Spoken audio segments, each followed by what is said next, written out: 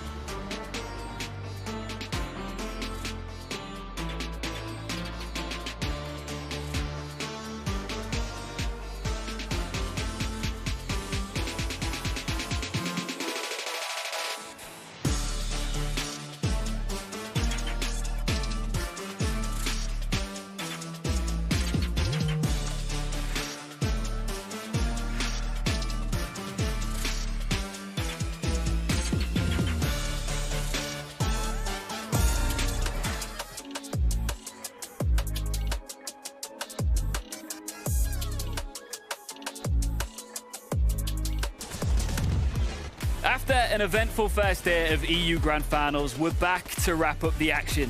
Which duos will take home a spot for GC? Who will take home the Axe of Champions this major? Well, we will know after these 6 games. A duo that has impressed the entire region is Swizzy and Putrid. With a solid day 1 performance, and as the only team in the lobby with an average placement below 10, they are now leading the pack with 50 points. Can they maintain the lead today? Misha and Tini surprised everyone as well, literally, as they displayed a new strategy of changing drops throughout day 1, confusing their opponents and coming out on top. They're currently in the running for a top placement, and it's looking good. However, they're not safe yet. A familiar, yet still newer duo is Robin and Axeforce. They have been on leaderboards every now and then throughout the last few seasons, but now they are at the top of the Major 3 FNCS lobby. Copenhagen is in sight, and so is the Axe of Champions. But will they wield it after tonight? EU is heated, and the leaderboard is stacked. So you're in for an action-packed night. Find your seat on the battle bus, as we're about to get started with the remaining 6 games. This is the EU FNCS.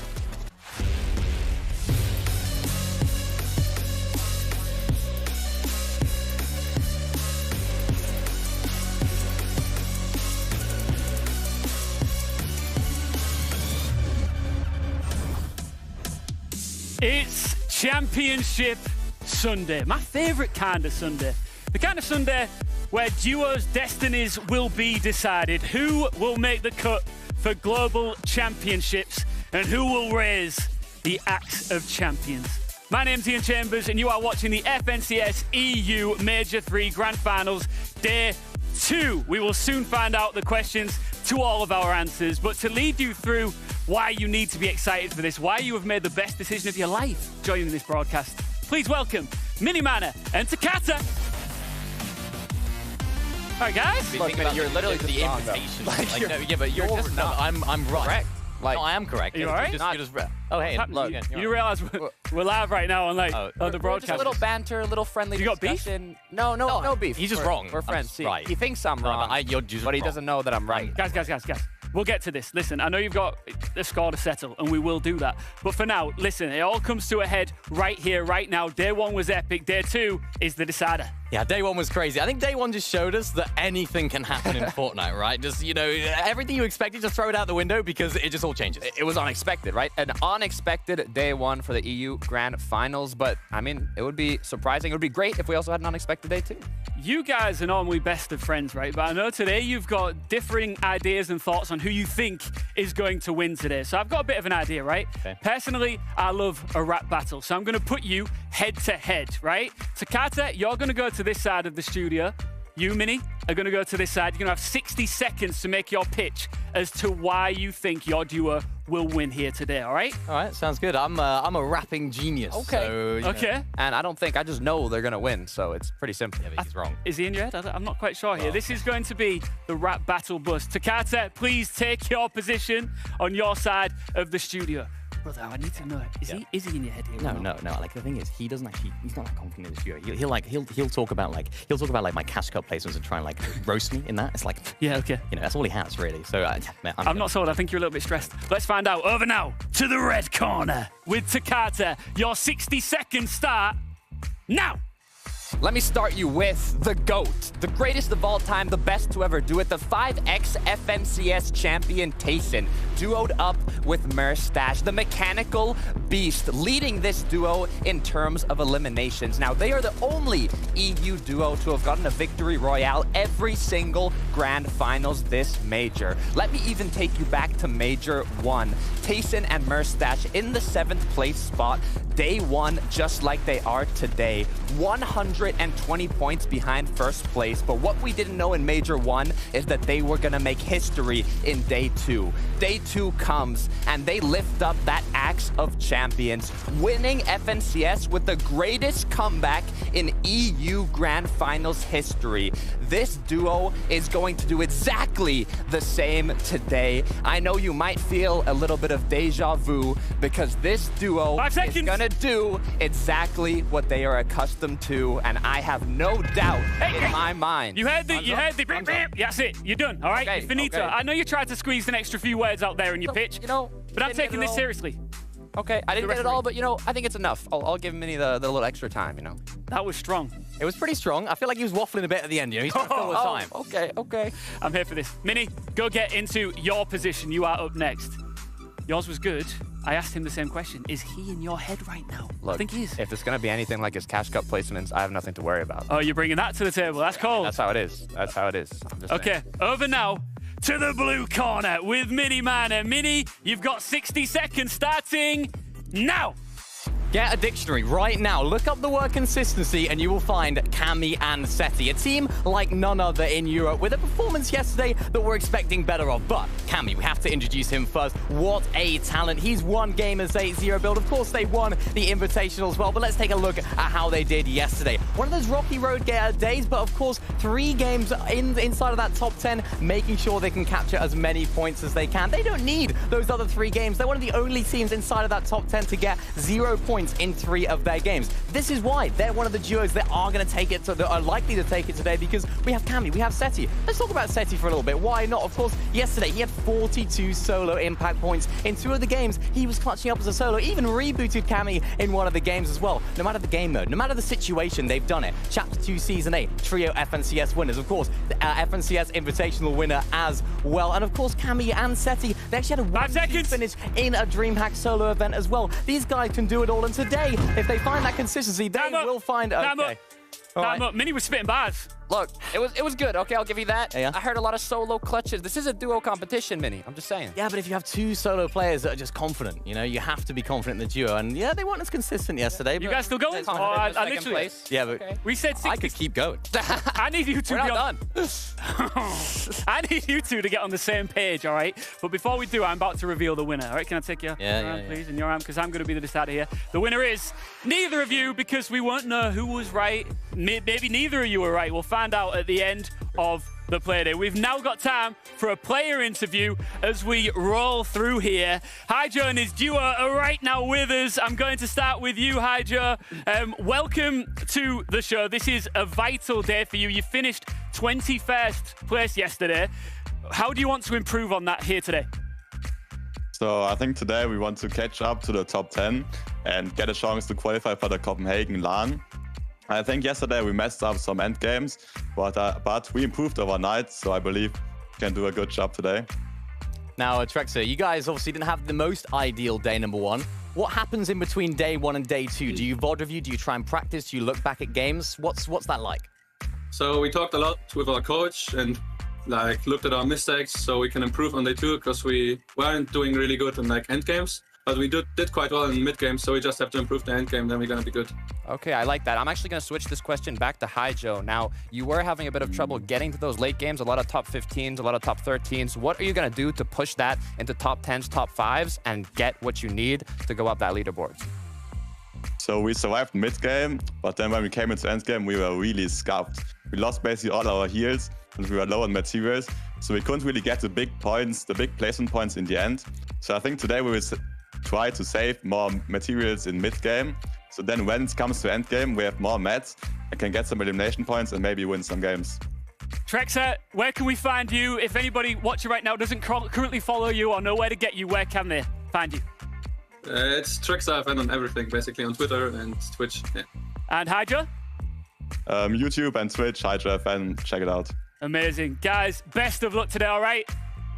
Thank you. Thank you. Good stuff. All right, let's keep moving and let's get into some serious analysis. So I want you guys on the exact same page here, right? Let's talk strategy. Let's talk zones. We're going to talk about two duos in particular, starting with the pair that finished in 11th place last time out. Yeah, it's Golden Anchor, of course. Now, I want to talk about how this duo went about actually rotating to that far distance zone. We saw lots of east zones yesterday, a couple of west zones as well, but when the zone is not in your favor, it's absolutely important to have those strategies nailed down. And even this season, we've seen a lot of teams using some interesting strategies to actually go about doing that. And that, of course, starts with their off-spawn strategy. We can see them very, very split and actually using the teams rotating from the north side in Anderson's Strap to actually get their Storm Surge damage done as early as possible, because that's going to be crucial for later on. And what's key is natural mobility. These temple rifts, when you pull a far zone, you can see them instantly basing up, waiting to see where this zone pulls. And once they see that it pulled far, they heal up, use the temple rift, and use this to quickly get further into the zone and continue their rotate. What I really like about this duo, they're actually setting up for the worst case scenario. Every single situation, they're thinking, right, if the zone pulls maximum to the east here, how are we going to rotate it? And as you mentioned, Takata, they're always using this mid-map, this in-map mobility in the temple rifts. Even right here, they're actually boxing up right next to this gas station, refarming it, and then luckily for them,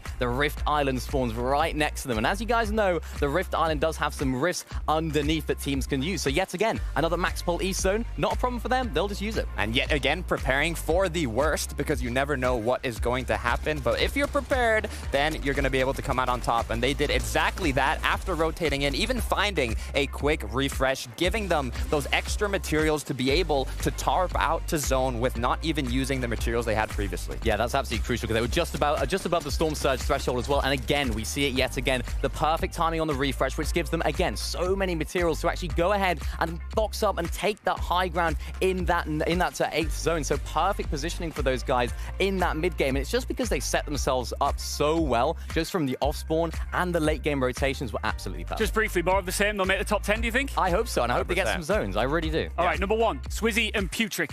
Yeah, Swizzy Putrick. So this is the duo, like you said, Ian, in the first place, right now leading with 332 points. Now, this duo lands east of Citadel, and I really like their off-spawn early game strategy. So they have a split drop where they're both able to maximize looting efficiency and quickly focus on getting to that castle, which does spawn the high card. But what I love is Swizzy right here lands directly on top of the castle, and instead going to loot, instantly bases up the top of the castle to open up that vision on the environment and get those Storm Surge tags. And in the meantime, Putrick getting the most scarce material on the map, which is metal. Yeah, that's a really great point for this duo, because of course they're playing so separately, but they're making the most of the time. Having two people sat in a box is not always the best strategy. It's not always the best thing to do, but if you can have one player actually farming up those materials and one getting the damage, that is where things start to become good for this duo. Yet again, we're seeing them, of course, get that vault more often than not, which really helps them out. But again, they're using this these temple rifts to actually get towards the dead side of zone, hoping to find no teams, because of course they got that Storm Surge earlier on. Exactly. And then once they get to the dead side, they see actually one duo in the spot they wanted to base up on, so they quickly use that aggression. They had the 2 versus 1, so they claimed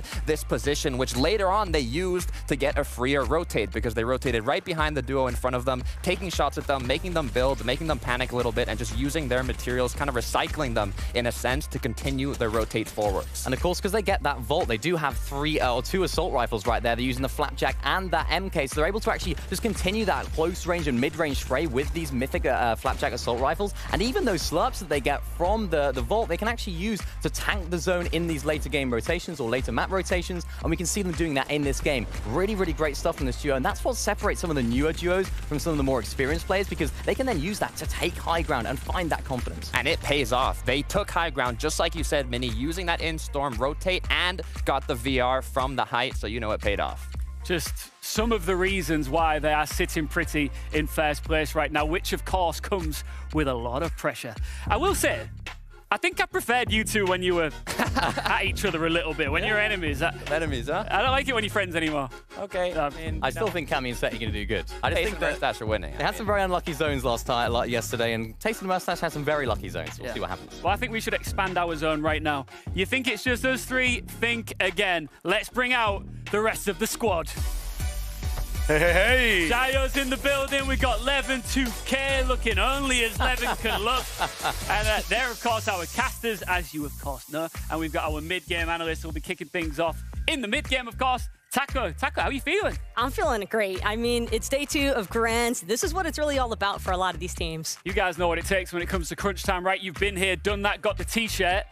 How do you still get that excitement running in? It's just another Sunday, man. Honestly, I'm not buying that. I've been here so many times now, you know, it's just another Sunday. But obviously, of course, for the players, the nerves that they have, you know, sort of exude through me at times, you know, and I try to bring that energy for them. Chayo, there is a different feeling in the air on Championship Sunday. Yeah, I channel that too, you know. Sometime may be good, sometime may be amazing when it comes to Championship Sunday. So happy to see what happens next. Do you remember when we were all stood here yesterday at the start of the show? We talked about something called Levin's List. I do want to talk about that more as we go along, see if we tick any more of those boxes. But for now, it is time to kick off the second day of the EU Grand Finals. It gets big from here. Ladies and gentlemen, we're going on the battle bus. It's time for game number 7. Let's do this one last time. Game number 1 of day 2, game 7, Mr. Levin 2K. It's gonna be a phenomenal day because that first day we watched was nothing like we've ever seen before. Yeah, if you've never been here for an EU Grand Final before, let me tell you, day 2 is a very different day, a very different outlook. All these players last night would have been practicing, working their hardest to watch the games back, see what they can fix up for today, and I promise you there'll be some whole new strategies. Absolutely, that's why the finals feel so grand. I feel like we've never seen a competition this close, so let's get a bit closer to it. Let's dive right in to game 7, day 2's game number 1. It starts off every single time, every single day with Shakos and Skydune. What's the entire Spire going to look like? Who is going to contest them off spawn? Do they have it free? Because if so, that team only needs 2 games a day to stay in the top 10. Meanwhile, near that top side, the entire podium, first, second, third place, switching every single game, and that gets determined off spawn too. It's the same as day 1 here. Shaco, Skydune, Pablo Ingo, Bevies. Let's see who wins. Earlier on in day 1, it was Pablo Ingo and Bevies who just popped off, being that much more confident off spawn. Have they got a better drop map? Do they have better glides to get in here, strategize, and take apart this duo that's been so momentous and strong immediately already? 1 for 1. As 2 teammates down, Siphons will come in. Matt's be able to get played with. Fully boxed, but then broken out. Shakos is in control up top right now. Major Matt investment. Big shot from Pablo Ingo. You can't even track him inside the air. This is starting off hot. Pablo at almost 0 HP, but a shot will do it for either teammate here. Cash hasn't got the full Siphon finish. No match, no shields. He's going to back off and maybe even make it a 2v1. Not sure about this decision in total, but maybe Pablo Ingo's cooking. I don't know whether or not he will be. I think that will come whether or not he wins the fight, proofs in the puds. But the big thing here is the decision-making from Shakos was very impressive. I loved how he saw both knock bodies, instantly went for the finish to try and get those Cypher mats right. He got the finish, instantly started to build. Before the mats were even in his inventory, he went to build. Those off-spawn instincts on point. Off-spawn instincts also changing in total for Tini and Misha every single game. I think there was only 1 game where they had the same drop. I think it was game 3 and 5 or 1 and 3, but past that, they've been all around the map. Yeah, this is something that you don't see typically in an FNCS Grand Final. These guys have been playing drop spot roulette, landing all different areas in the map, and truly, one of the most impressive things we've seen in so long, right? You know, for a team to not have a set off-spawn strategy. They just run in and go in all different places in the map, and still being as successful as these guys have been, truly impressive. Absolutely. I'm not sure if it's bus-based. I'm not sure if it's just on the POIs that are closest to their drop, but the best thing about Misha and Tini we've seen today is just know exactly when a duo is weak. They're very confident in pouncing, and they have the perfect timing in starting fights on day one. Hopefully they continue that into day two, and end games get a little bit more consistent, because that's the only thing that's separating them all the way from first place, top of the pack. Meanwhile, Vidil, Savage, Issue staying alive together totally in the game, but we've seen some great things from Vidil so far in terms of trying to keep these guys in the competition. Yeah, I think the problems we've talked about with this duo over the course of the season have materialized at times throughout these games. They've also had some moments where you could argue they were just truly unlucky, as will happen in any battle royale, but ultimately they have to sort of reboot and come back today stronger with a new mentality, a clear head. Something we did see yesterday, which we're seeing again here, is Archie trying to take a fight to Vidil. This time, though, it looks like it's going to be a fight he wins. He obviously has Jakey fan with him to back him up this time, instead of it being just a straight 1v2. And yeah, it looks like a matter of time before Vidil goes down. Vidil has no mats whatsoever. Archie's on that same vibe, but a little bit of a bait and switch. Nice for Archie, picking it up. Speaking of Archie and Jakey fan, they've come in today again with new strategies and new approach. Yesterday, they were being coached by reigning FNCS champion Veno. This day, they are coming in being coached by Destiny's Jesus and Bloomy. Okay. You know, a bit of a downgrade in the pedigree of the names, but trust me, if you know Bloomy and Destiny's Jesus, they both know what they're on about, and I'm sure they will be leading this team in a better direction today, one that will help them recoup a lot more points. So we'll see whether or not that pays off for them. Less pressure, maybe a little bit less noisy, who knows, but... Definitely a lot less noisy than Archie and Veno arguing at each other all day long, so... Hey, good content, though. As is the gameplay you see when Swizzy and Putrick are on your screen. The best so far on day one, and they haven't been too flashy. I feel like this has been the most consistent we've seen a duo on day one. In every end game, they might not be winning every single game, so to speak, or inside the top two by any means all the time, but the best thing about them is that they're there grabbing up placements, doing really good at getting elims as well. So far on the day, they look to be having business going as usual. High base looking for surge tags. Murstache, hide on bush, also on your screen. 7th place overall. They're about 100 points behind first, but if you guys have ever watched this duo, day two is a rocket ship for them. The winner of Game 7 has gone on to be crowned FNCS champs in every EU major this chapter. That's crazy. I guess we just wrap it up after this game then, right? Yeah. All right, so whoever wins this game is the FNCS champion. Let's just wrap it all up. No more need for any more games, right? I feel like we saw that stat last time, and it was like just in major one. Yeah. And we said that, yeah, let's just wrap it up after this, jokingly. Jokingly. So this time, I think it's serious, yeah. We can actually wrap it up. Well, look, who would you want it to be that comes away with the win? Of all the teams who are up there, of course, it's still very close at the top. What team would you want to see take it home? I like the entire storyline, the up-and-coming one of Blaha and Mixon. And I feel like they've earned their way up to a nice win inside the grand finals as well. If they get this one, I feel like that could be a definite thing that happens. Very consistent. They capitalize with the best teams end up making mistakes. A nice game one win, we move on. You know what? This team here on our screens are fighting right now. I would not mind seeing them take it all home. Drop spot roulette into FNCS Grand Finals win is just like unprecedented levels of insanity. And that's what I'm all about.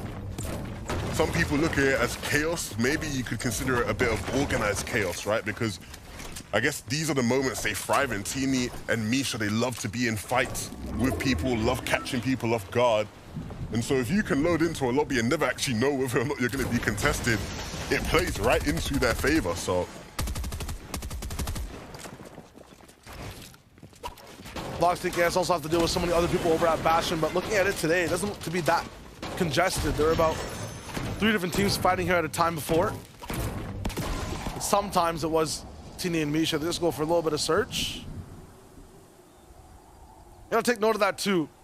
Brutal Bastion, a hot drop, right, has that bonus loot. I'm wondering if they're just following POIs, maybe landing around them that have that bonus loot, and choosing that as the marker for where they want to land. Yeah, that's been the main goal for them, right? Yeah. Is where they can attack vaults, get to have easy access to caches when those start to spawn in, right? You know, again, it's not just completely random. They're not just saying, hey, we're going to land anywhere on the map. There is definitely an element of organization to the chaos, right? So, yeah, you're right. You know, it's not completely random per se.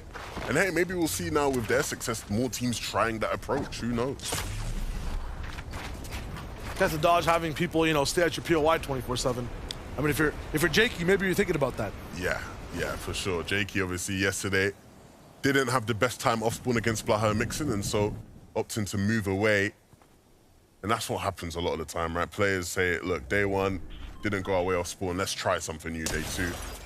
And worst case scenario, the last couple games, they might go right back and see if they can make it happen. Talking about Game 7 winners as well, I mean, it might be Axe Force, Robon. These guys were a powerhouse on day one. You saw them, you heard them on the map every single game. They had big effects on the whole lobby. Yeah, I think, you know, we got the chance to speak to Robin, and he seemed pretty chuffed with how they've done so far. I think today his mentality has very much been, we're going to come in and play our game. Keep doing the things that were working for us yesterday. Let's not overthink it. Let's not, you know, doubt it too much. It's working for us, so hopefully that stays true for them. Very jobs not done mentality. Melody and Kafi gonna be the receivers of pressure for Kuchik right now, all the way up top, but lots of damage returned back. I have the confidence in the timing from Melody there. 240 above, so no matter what, the trade's going fine. And Swizzy just jumps in by himself. Thing to note though, you see on the backside, Hedra's coming in. These guys have third-partied so much all throughout the day, silently as well, so Swizzy's got to be careful or else this Game 7 might just prove to be disaster. I don't know, man. The way this guy's been moving, I don't know if I'd count him out of any situation, really. That's a free beam for sure. Next, he's got him, and Hedra is now on the same page too. No knocks, but some nice damage. Yeah, that's what it's all about, getting some damage off earlier on. They're sitting at a very nice spot in terms of their surge. Might be a little bit early to say because I've just seen like 200 above, 300 above, and the stature of players slightly different, but the Game 1 today versus the Game 1 yesterday looks vastly different. I don't see panic, I don't see disarray. I see calculated takes on fights and rotations all around the map. Well, I think the benefit is these players have had the chance, right, to get a feel for the lobby and get an experience. And then go back and re-strategize on how they can get surge. Because you're right, we saw so many players struggling with that, especially in the earlier games yesterday.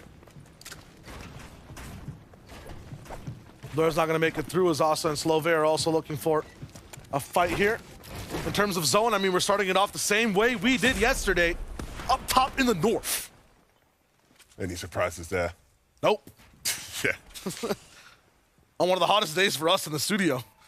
Hot day, yeah. We don't get many hot days here, but certainly happening. Anas and Strapped, of course, we got to see them winning a game yesterday. I'm sure all the Danish Fortnite fans will be hoping to see plenty more of that. The Strapped was putting in work. Yeah, actually, you know, Strapped is the sort of newcomer, the young star that is being nurtured under Anas's wing, and he was certainly showing off why he is considered a young star right now. Absolutely. I mean, more on Roban, Axe Force, and honestly, what's going on in the early game. Taka, what we got? Well, Shayo, Robin and Axe Force started off today in a third-place position, and a large credit to that is here at Kenjutsu Crossing, they don't waste a single second. From the moment that they touch down at their drop spot, they instantly prioritize sitting inside of that capture point to not only get the loot faster, but instead of immediately collecting the loot, they choose to optimize their loot path instead. They even take an opportunity to try and traverse over to Neon Bay Bridge, but didn't have any success with any surge shots, so instead, they travel further up north from Kenjutsu Crossing. There, they're able to acquire a hollow chest, get an epic mammoth pistol, and an even better surge shot, but they're gonna need more damage, and they're gonna need to keep the rotations up high. So let's see what they got. I think one of the biggest sort of things I noticed from a lot of teams yesterday was just not rotating early enough. Yeah. Some of the zones were a bit wild. I think the analysts alluded to it. And a lot of zones that players probably haven't got as much practice on compared to others. And so the timing of rotations were a bit off yesterday, and I think we'll see a big change in that here today. This is something we can certainly expect to see more today. Teeny and Misha going for that island. Of course, they want all the loot, all the slurps they can get, and they will certainly fight for it. Where they had the most trouble is when Pablo Wingo and Bevies actually made it off spawn. They prio this Rift Island so much and will actually box fight so early to get prio on it aggressively. But with them not in the last 4 games of yesterday or the first game today, Teeny and Misha get that space to keep moving. Deox and Kate have been pushed, aggressed, and honestly silenced over and over again in every fight they've taken that I've seen. Yeah, and this is going to be one of the best opportunities for them to fight for this island, right? The zone pulling towards the north, the island pulling in this brutal bastion area. It gives them a chance to play for it. The problem is there's a lot of other teams that feel the same way. Hey, we're not ever really going to see this here. And so let's go for it while we can get them extra points. Best part about prioritizing this island as well inside the north zone, from what we saw yesterday, the 2 zones that were kind of all centered around Brutal, Rift Island stayed in the zone till about zone 8 almost sometimes, right? So if you're up here, you get to live here for a long time. Teeny Misha's trying right now, actually getting so close to shots here. They're actually going in. They're on the other wall, so not sure about this, but Misha, missed opportunity. This has to be a forced fight because of Surge, because that is just not an optimal type of fight to take. That's not the best box to push at all from Deox. Even with Surge stressing you, Teeny was ready and waiting, the patience on point for him just to open up a cheeky little window at it and deal the damage. A nice little bait and switch almost from that duo, but yeah, Cade now just left in a situation he never really should be in. But he's still fighting, he's still kicking. I don't know if she's just trying to build fights in AC Podeside at that point. That is such a, I mean, 2 metal walls, not even spraying beforehand. Built in the sky instead, but we'll see what Cade can do. Not much. Goomba stomped, gone out. And that will leave a pathway for Teeny and Misha to be able to claim the island. And you can see the flag just slowly being raised. Oh no, someone else is contesting it right now, I believe. Okay, no, they will get it, of course. I thought somebody else had jumped in last second just to pause it. But they will claim it and they'll get the extra points, which again, just works out beautifully for that duo. Shoots them up straight to 2nd place overall between the 2 days. Now they just need to get a nice 30-point lead over Futric and Swizzy, if possible, this game. That's what they're going to be aiming for. Kali Fasroki, a very disruptive duo. In every single major, in every single instance, no matter which team they're on, they're just always causing havoc. Yeah, I think the good thing about that duo is that they are a team that can be very proactive when need be for Surge, and you can see them obviously camping in the bush there, looking for tags. Some of the South Tide teams just having a bit of timing trouble coming in, but it's just so tough. All these chasms and valleys, you're not going to be able to cut the way you want to. Got to look out for these bases up top too. If anyone ends up hearing you, seeing you, you're in a load of trouble trying to get up. I think the good thing is, though, for those South teams is that some of those valleys allow them to just sort of rotate through with some relative ease. Lucian's still not able to make it into zone, but the problem they'll face now is recouping some of their mats. They need a bit of brick, and to be fair, brick is the most potent material where they're at now. Kami and Seti, a different version of a team rotating in from the south, and their pathway to it, they're going to opt for a rift in the jungle that allows them to glide all the way in. We'll see whether or not this next zone pulls further out of their favor. It actually pulls north. Nice. Probably does benefit them quite a bit. You see them changing the path of the way they glide in now, going straight towards that safe zone, flying and gliding over all these teams beneath them. And they're not even really ducking and weaving with their glide. Nobody's looking at them at all. Yeah, all the teams that could shoot them are right below, but they see their chance to move first too. Say just gliding in a straight line. Honestly, I cannot believe what I'm seeing. He's just glided in a straight line and no one's taking a shot at him. They just know. They know the timing's perfect. They get straight into the mud too. They can get deeper inside Shady. That's exactly what Kami's trying to do. Seti popping a few more shots to cover him as he moves. Malubuka's Thomas says she don't have the benefit of a rift, don't have a benefit of damage either. This is the roughest I've seen their position. I feel like I can't really agree with you there. I feel like we saw them in so many rough situations yesterday with late rotations, bad timings, maybe not down on Surge as much. Yeah. But this is more of the same from what we saw from them yesterday. It's the reason why this team isn't currently sitting high enough in the leaderboards to where you'd expect for them. And as much as Thomas we know is a crazy aimer, that is not going to be a fight he's going to win. On to the next game for that duo. Here with money making for Nayano, fighting for Surge and doing it well, way above, and they actually picked up Lush. Blender box over there as everyone's trying to make sense of what to do. Meanwhile, Chicho, Trulex moving in. Very nice builds to make sure you're not getting shot too much as you move. I think in this Rift, you're going to have to move around a little bit. You can't white line the whole way through. Yeah, I guess the only thing that allows them an inch of safety is the fact that there's a bunch of other players rifting with them. So many players. 40 players almost. Yeah, the sound of the rift keeps kicking in. You got your island party, Levin. That's island party. Yeah, look, that is the island party we've been talking about. Everybody rifting. Another one, I just heard. 2. Wow.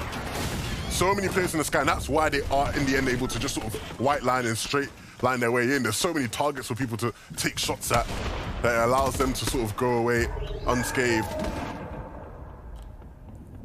Kylie, the one player in the whole lobby that missed the rift. This is so sad. Ooh. Able to move though, very last second. Met spawn, cheeky shot, not really going to be able to be taken. He's taking surge damage as well. I mean, hit the reboot just to pay respects? Nah, it's all good. Happens. It happens.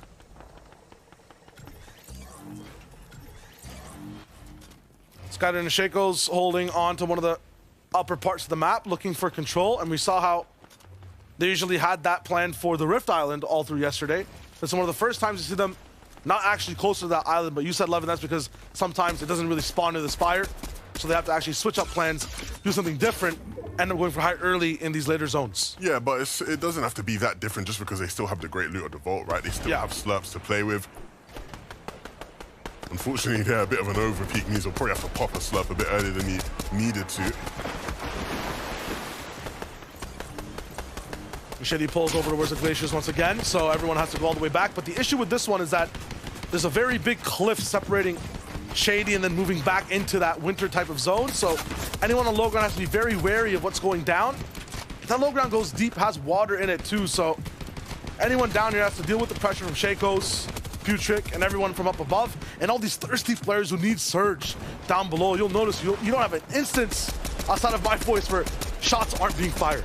Yeah, such an awkward terrain to really get surge from. You see everywhere, every angle that Hedra tries to look at, there just wasn't really a clear and obvious place to take shots at somebody from. A lot of the time, people will base up their first clear out sight lines. Since no one was on this right side of the map immediately, there's so many trees up, and this entire field of play looks like a sinusoidal function, just going up and down and up and down. You can't really track any type of straight sight line. We're going deeper into the glaciers now. So for a majority of the lobby, it's a max move. Chicho, Trulex, DKS, Anas, and Strat, who I think are taking surge damage, all just have to move. Skavi and Bacon, that's the POV we're watching right now, a max rotation. Yeah, and they're all gonna go up that glacier, right? It's not an easy path to get up into zone. If you don't have materials, it's gonna get real tough for you.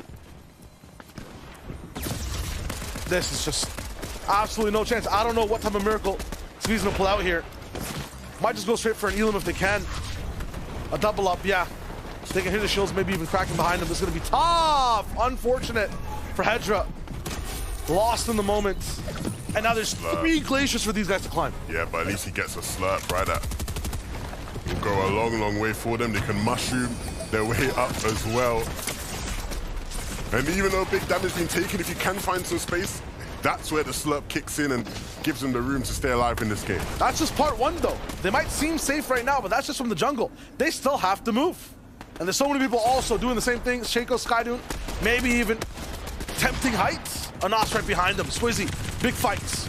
Cone in the box, but no fish to be caught. Yeah, you can see these guys so active, so proactive. Both players constantly trying to make plays. Maybe if they'd waited a second and Putrick was there ready to claim the cone, they could have maybe snuck in that limb quickly, but now the focus on the moving zones. First moving, pulling back down towards the southwest. Flapjack, Mammoth Pistol, Breacher, 4 slurps. Is that not the wave for Swizzy. I mean, he's got the firepower. Look at the brains from Seti, though. Yeah, look, he's rotating on dead side. Is there any surprises here? None whatsoever. These guys going to look to build up now as well. Wow. Asserting their dominance over this lobby right now and looking over to Height on the other side of the zone and saying, look, you guys want to hold it? We got a really solid base over here. And this might be a first moving Height hold from Cammy and Seti. They're going for it. Chari Gear is moving under them, so they might look to disrupt anything that happens or just use their power as a shadow for themselves. Swizzy Putrick had so much trouble getting in, but just one slurp really keeps their chances high and alive. Saving on mats too. I'm liking Swizzy not covering on this dead left side. Really nicely done as he moves back down. Skivvy doing his best to keep his team fighting in this game. Dexy taking out for even more. He's trying for it, but now a little bit of a just mishap on where he moves. In the zone though, so he can take a pit stop right here. Him and Vico solo clutching box to box. Yeah, but Vico's working with a lot less HP, and Skivvy will take great advantage of that, snatching the breacher shotgun as well. All the potential for plays now. Thing is, though, that potential might run out because he has no space or room to keep moving. We'll zoom up a little bit, see exactly what Teeny and Misha are doing, playing inside the future, inside the front part of the zone. They're really trying to claim as much land as possible. Then look back and go for big shots. Teeny, a haircut almost given for free, but now there's a cost of a few mats. Pressure and time.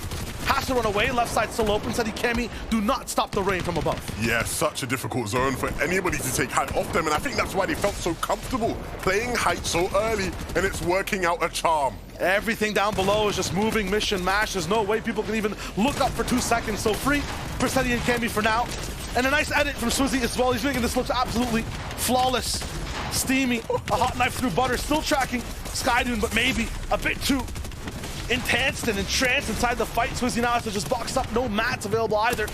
His last shot now. Swizzy was getting flashy on us, but he couldn't get the elim for it. Spots out another player, and that one will connect. It's Skivvy that falls. Trying to look for heals, and a med miss is perfect. Allows him to stay in that zone a bit longer, but the Height team is watching. They're ready and waiting. They ain't waiting for anybody to flank them. They're just trying to take them down. But Swizzy still staying alive. They've lost attention on him, and he can now just scurry around in the zone, look for it, and he might just find it. I like that movement. One more shot all the way up here. He needs to get that siphon, but no! Even for 1 second, Seti does not let him go for free. These guys are online from above. And they're going to still keep it going. All the pressure on these teams down below. And Cheech are going to be forced to run into this low ground team. He's been squeezed, exhausted to get to this point. Goes all the way towards the right, finds some legs, but doesn't connect here. Ooh, magnetic towards the left and has the room to move right as that player heals. Can't pop up and gets the next shot. Chicho, how are you alive? How are you doing this? Doesn't matter. So many mats to work with, 2 more boxes to build. He's earning this 3rd place. Backside of the zone, and Chicho is cooking.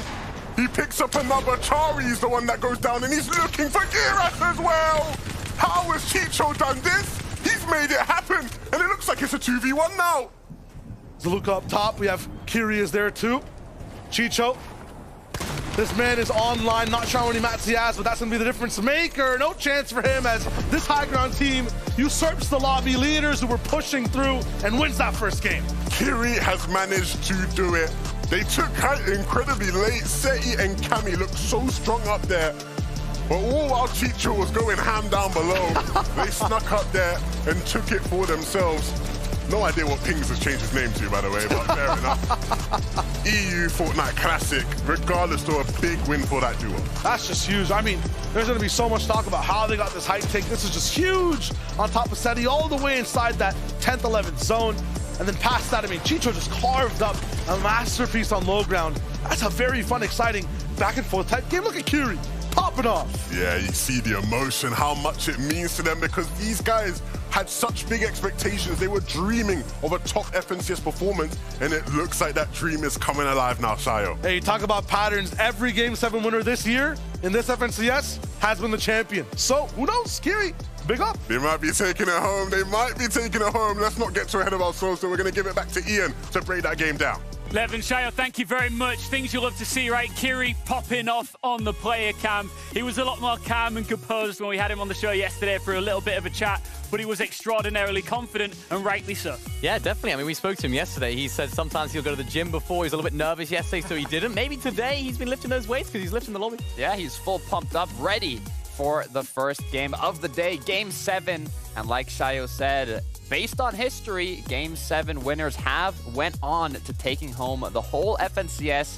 of the major, so you never really know what could happen. Do you believe in that? Do you think it could happen again? I would like to see it happen. I think this team have what it takes. We talked about them a lot going into this weekend, about how good they are, how consistent they can be when it comes to these sort of late games. And even like going into this this weekend, they had a really, really solid week number 3 in terms of the weekly qualifiers. So lots of big expectations on this team. And it was one of those teams that we didn't really speak too much of before that. Yeah, they really took height at the perfect time, too. I was looking, Cammy said it the whole game. I saw Mini Miner smiling his prediction, and then all of a sudden, the game ends. We look up. Kyrie's just up there. They take it.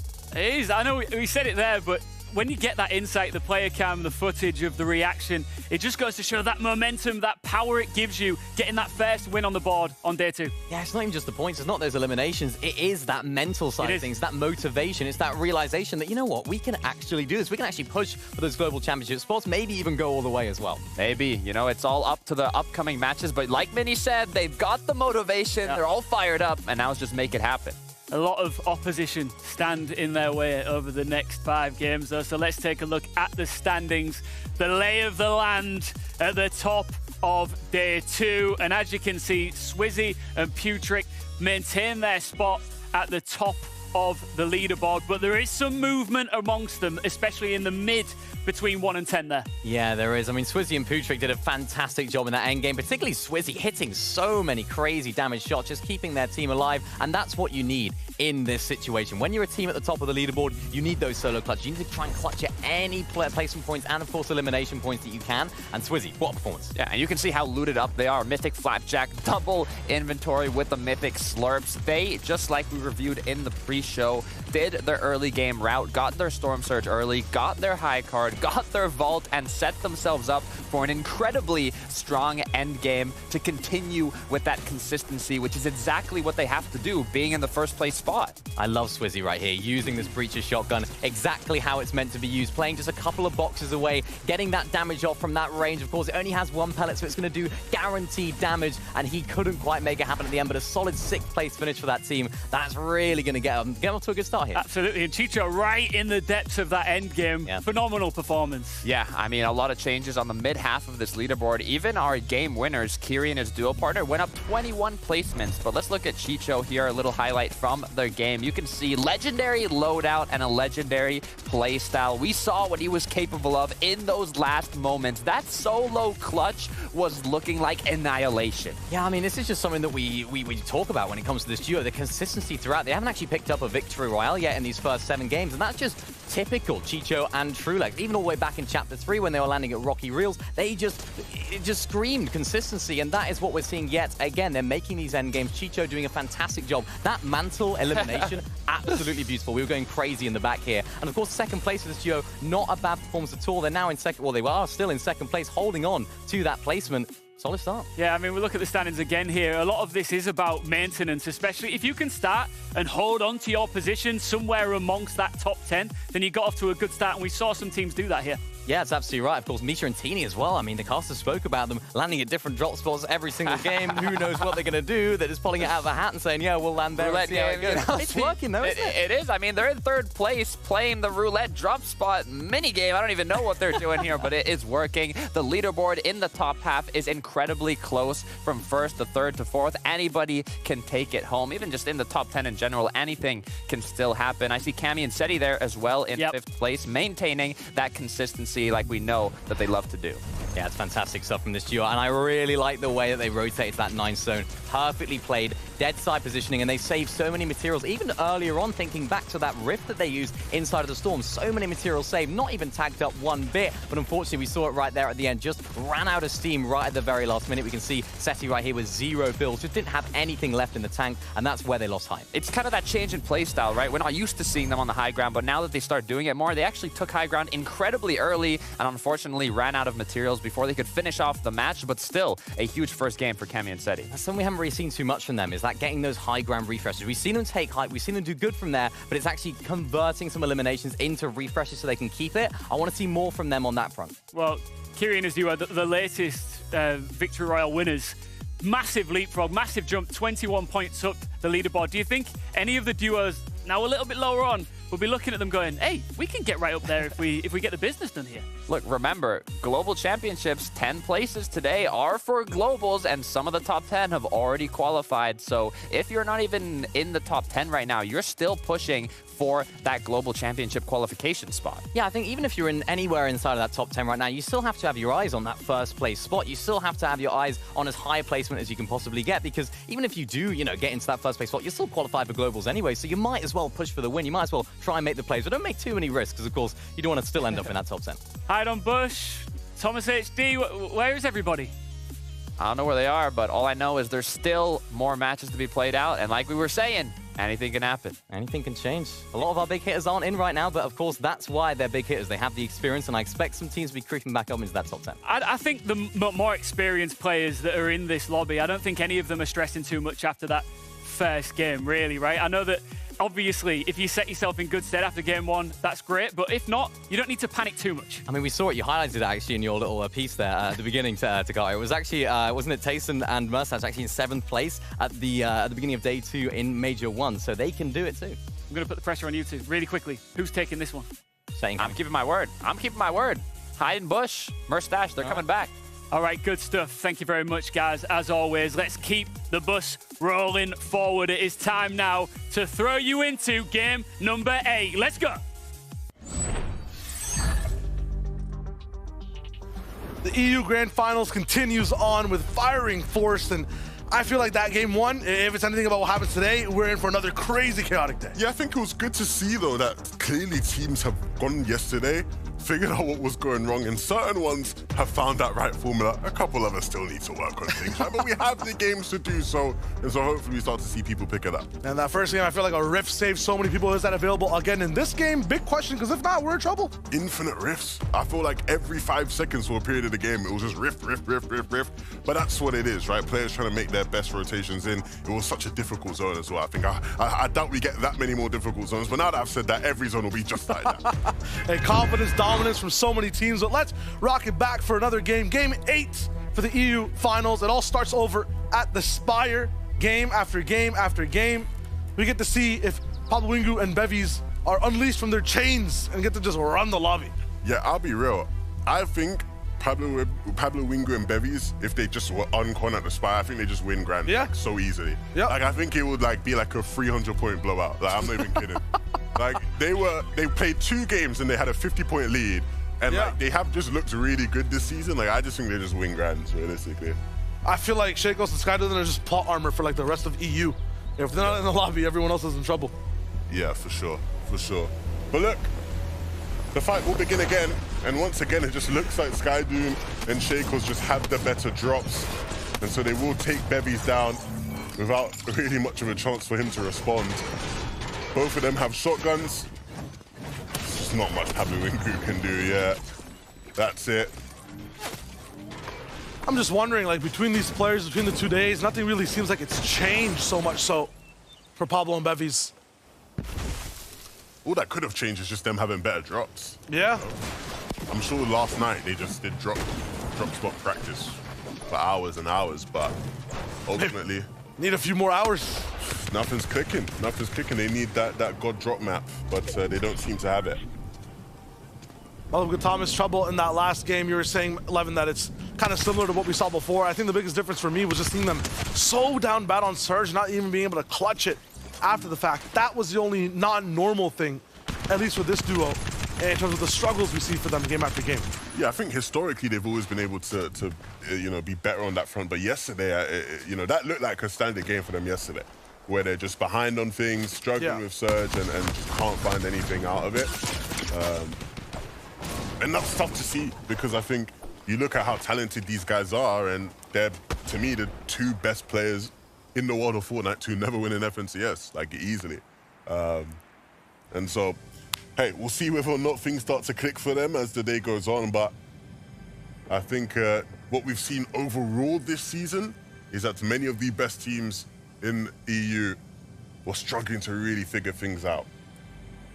Hey, this is now statistically one of the best teams, and they're not struggling whatsoever. Misha, Tini, looking good. Another new drop for them. Well, not new, they landed here actually, I think, in one of the games yesterday, but new on the day, right? Obviously, this game, landing elsewhere in a similar strat to what we saw yesterday, where they are just very much camping this tower. And again, it's like, they will just sit here and wait for someone to walk in. Props to them. Hopefully we tune in back with them when somebody's walking in.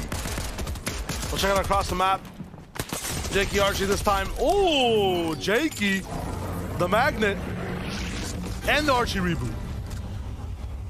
Again, this is just not what I was expecting. If you told me that Archie and Jakey fan were going to be giving Mr. Savage and Video problems, I would not have believed you. This is crushing for me. These are two of the biggest fan favorites. It's Archie and Mr. Savage. Like, my heart's torn it. You want both to do well? Yeah. In this game, neither might if Robon has his way. Boxed up is Jakey down below.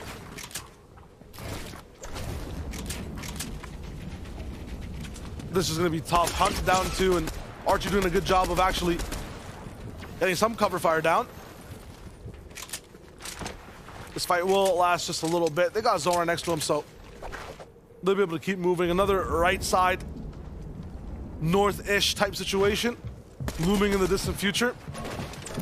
Now we're getting close to personal. Robon breaching through these walls, trying to get it done. He's gonna take him.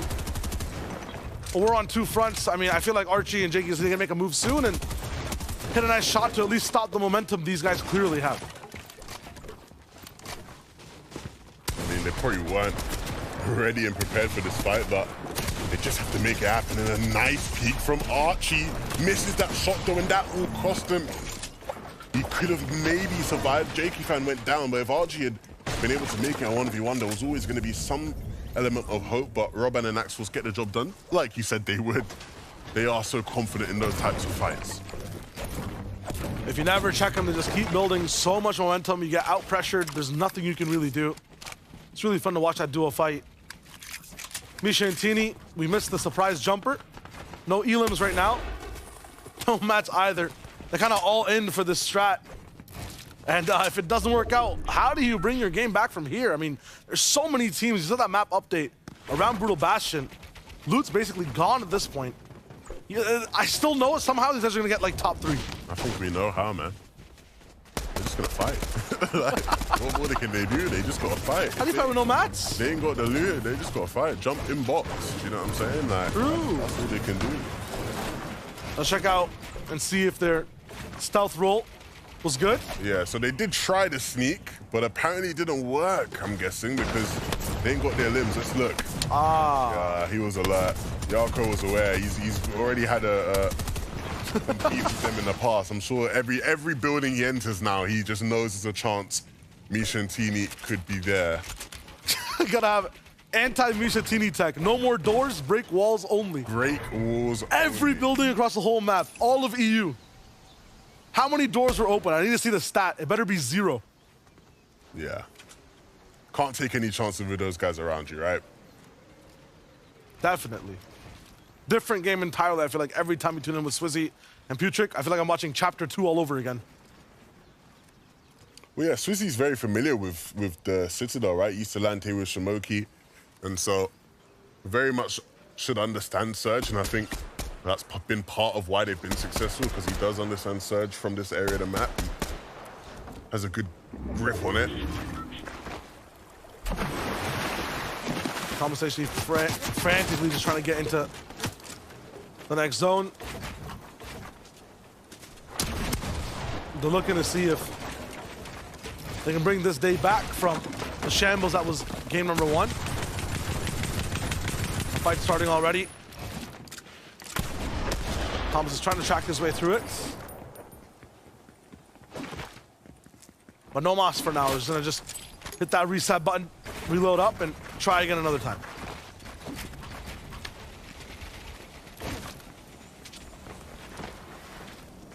I think the big thing that I hope today is much different from this duo is their fighting power. There was too many times where we saw them in fights that you typically expect Thomas HD and Malabuka to win, and they just didn't quite have enough to get it done.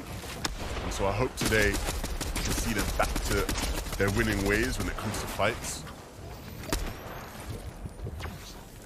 Bare knuckle brawl for Chicho there. I mean, whoever he's fighting, both of them like, all right, let's just spray the whole mag. Whoever gets more tags, gets more tags. I mean, when you're looking for Surge, you know. It makes sense. I was about to say like Chicho won, but his opponent's hitting after the bell. Always got to get the last laugh. At the assembly, everyone's doing a clap, you know? You want to get that last one in. 20 minutes later, you're still here. Yep. Across the room. Nobody wants to be the person that doesn't get a last clap, right? It's true. Difference for the majority of EU right now. I mean, you saw a lot more composure in that first game because a lot of people got to VOD review and check out those north zones, right? Very different from day one, but how is experience for a lot of the teams on the Shattered Slab side of things? On the Citadel. These end games too can be a little bit finicky. I know the playground doesn't look white in total in terms of terrain, but there still aren't many big cliffs. There's a big moat around that Citadel as well. I mean, there's a lot of terrain that you will not expect in this type of end game. I'm looking at Cammy here, and just a moment ago he was up by his cache, and I think that's been one of the keys to Cammy and City's success, their ability to get to their caches much sooner than other players and really just lock it down, not even have to worry about a team really contesting them for it. I feel like in that last game they were locked in 100%, had the caches, had the good position. This game they're activated. Like they just let, I feel like Kiri and Pink, they get up top, weren't as vigilant for someone to have that type of height take. This time, completely aware of what's going to be going on around them. No chance they lose height or a game like that again. I think the main problem with that last game, right, is just they ran out of steam. They didn't have the mats. When you hold height from that early on and you don't quite get enough of the loot from any limbs you get, you're just going to run out of mats by last moving zone. It is just a foregone conclusion. Your only hope is that the players beneath you have also run out of mats, which in their case didn't quite happen. But I really like that play from them. I think ultimately it was the right idea behind that game plan. And so if Seti and Cammy are going to keep on coming in with the right strategies, maybe Miniminers onto something. Maybe they are going to be the team that sneaks up and eventually walks away with the whole thing. Jakey and Nathan, unfortunately, much similar fortune to them going down early on in this game. Not quite off spawn, but still not going to be making it past this third zone. Kylie Fastroki is going to be able to just eat good in terms of getting some extra metal, siphon mats, some points on the board. Escort tripping, meanwhile, still just hitchhiking across the map, base to base. Up inside the jungle once more. And this team's been very interesting. I feel like, you know, depending on the game, they look to be completely on the same page, locked in, moving really well, or they're just climbing back from a monstrous, like, gap between them and everyone else in Surge. I'm not sure if it's zones that have to do with it, but the day one was a bit unorthodox with where they had to go. Can only hope for better games on day two. Put aside Snazy. Put aside one of the coolest clutches we saw in day number one for the Victory Royale. He wants to keep that momentum going, but we need some consistency from these guys now. It can't just always be a flashy play outside of Glacier. Need some hard-hitting strats that work well for them game after game. Yeah, 100%. And I think they'll very much know that. I'm hearing, though, Shayo, that we had a sneaky beaky play that we missed out on, so we're going to send it to Taco to update us on that. What happened, Taco? That's right, Levin. It's been the battle of the North here over at the mountains of Brutal Bastion. DKS and Voxy with the perfectly planned surprise attack here onto Svi. He was trying to acquire surge tag damage for Svi and Vacant duo pairings,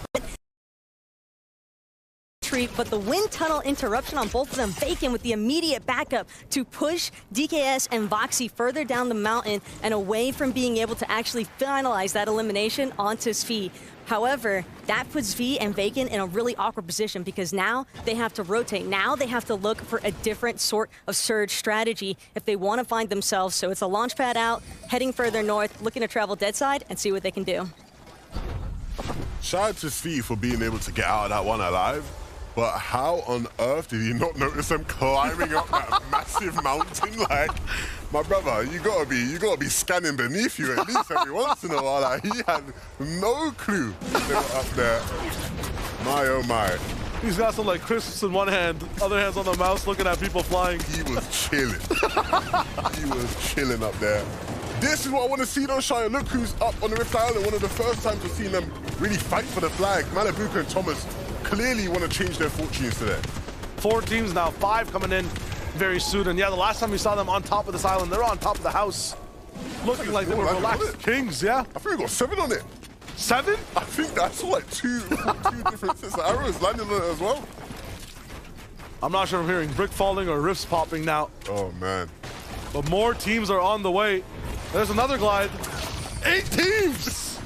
I said I wanted to see 10. I said I wanted to see 10. No way. I've got to do the math on this. I think someone's been, okay, the bonus I'm seeing I think are below, but there's a lot of people up there. They're just waiting.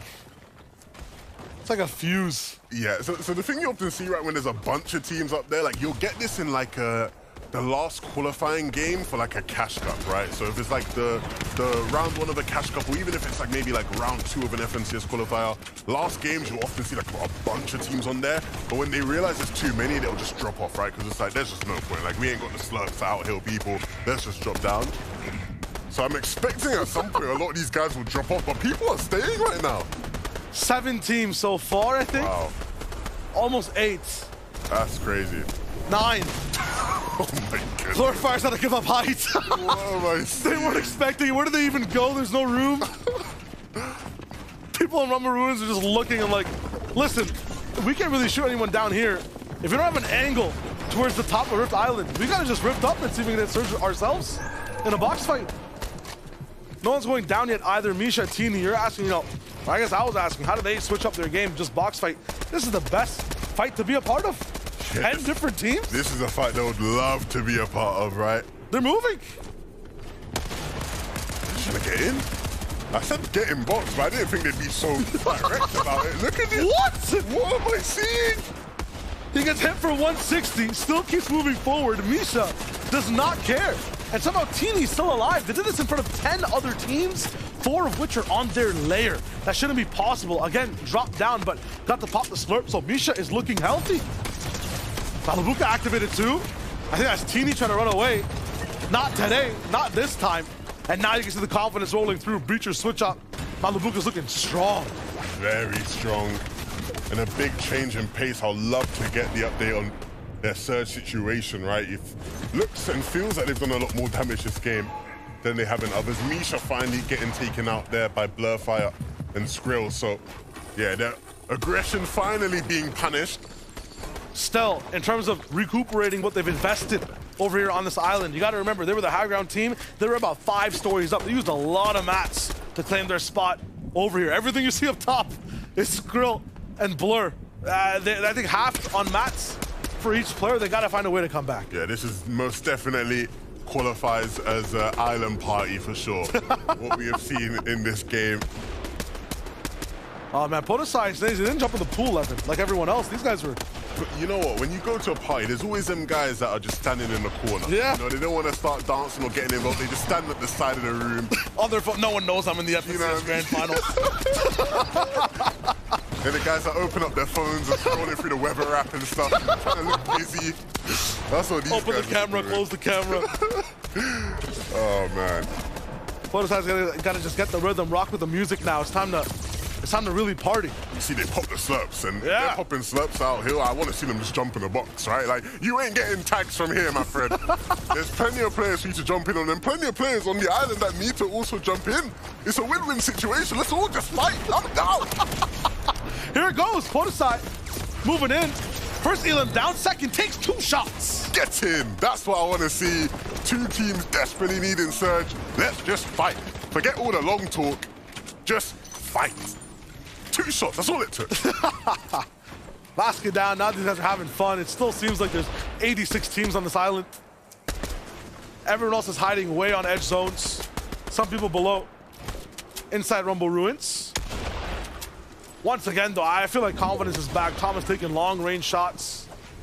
And while everyone looks good, the rest of the lobby is still kind of activating on their own. Chulex still finding a few eliminations. And at the same time, Vico trying to climb up the ranks again. He gets his own too. Chicho finally down though, so they're trading back and forth on the other side of the map.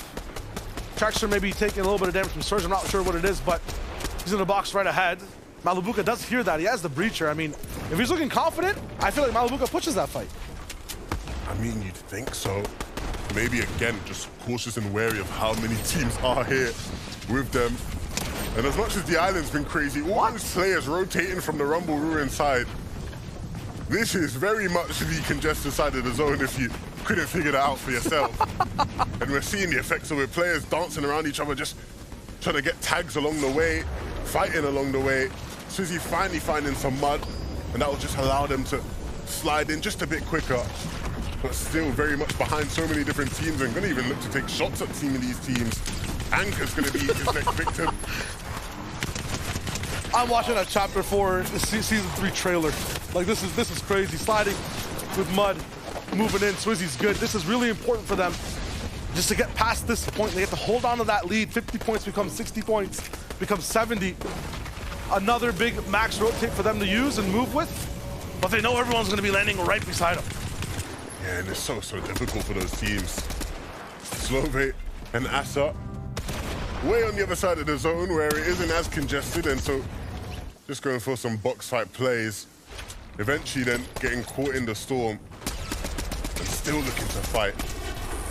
But that once again plays right into their hands. Artists falling in their sights. They're part of the pack that has to make that big rotate. No one's even on that left side, except for, like I said, Kami. I don't even need to see him, but...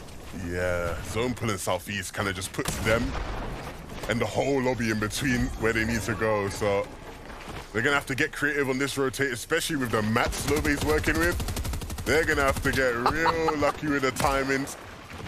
But you can see him making it work so far.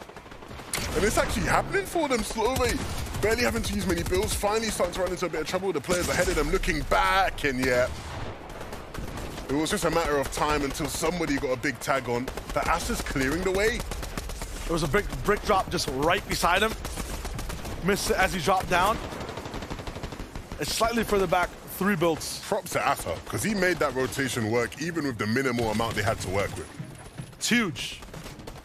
Might have to just still move again. I think the best thing they can hope for maybe is a bounce back. I think we get a pullback.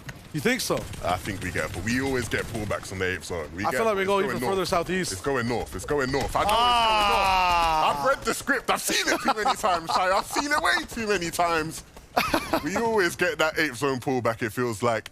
And that will save some of those teams we just saw rotating and struggling, right?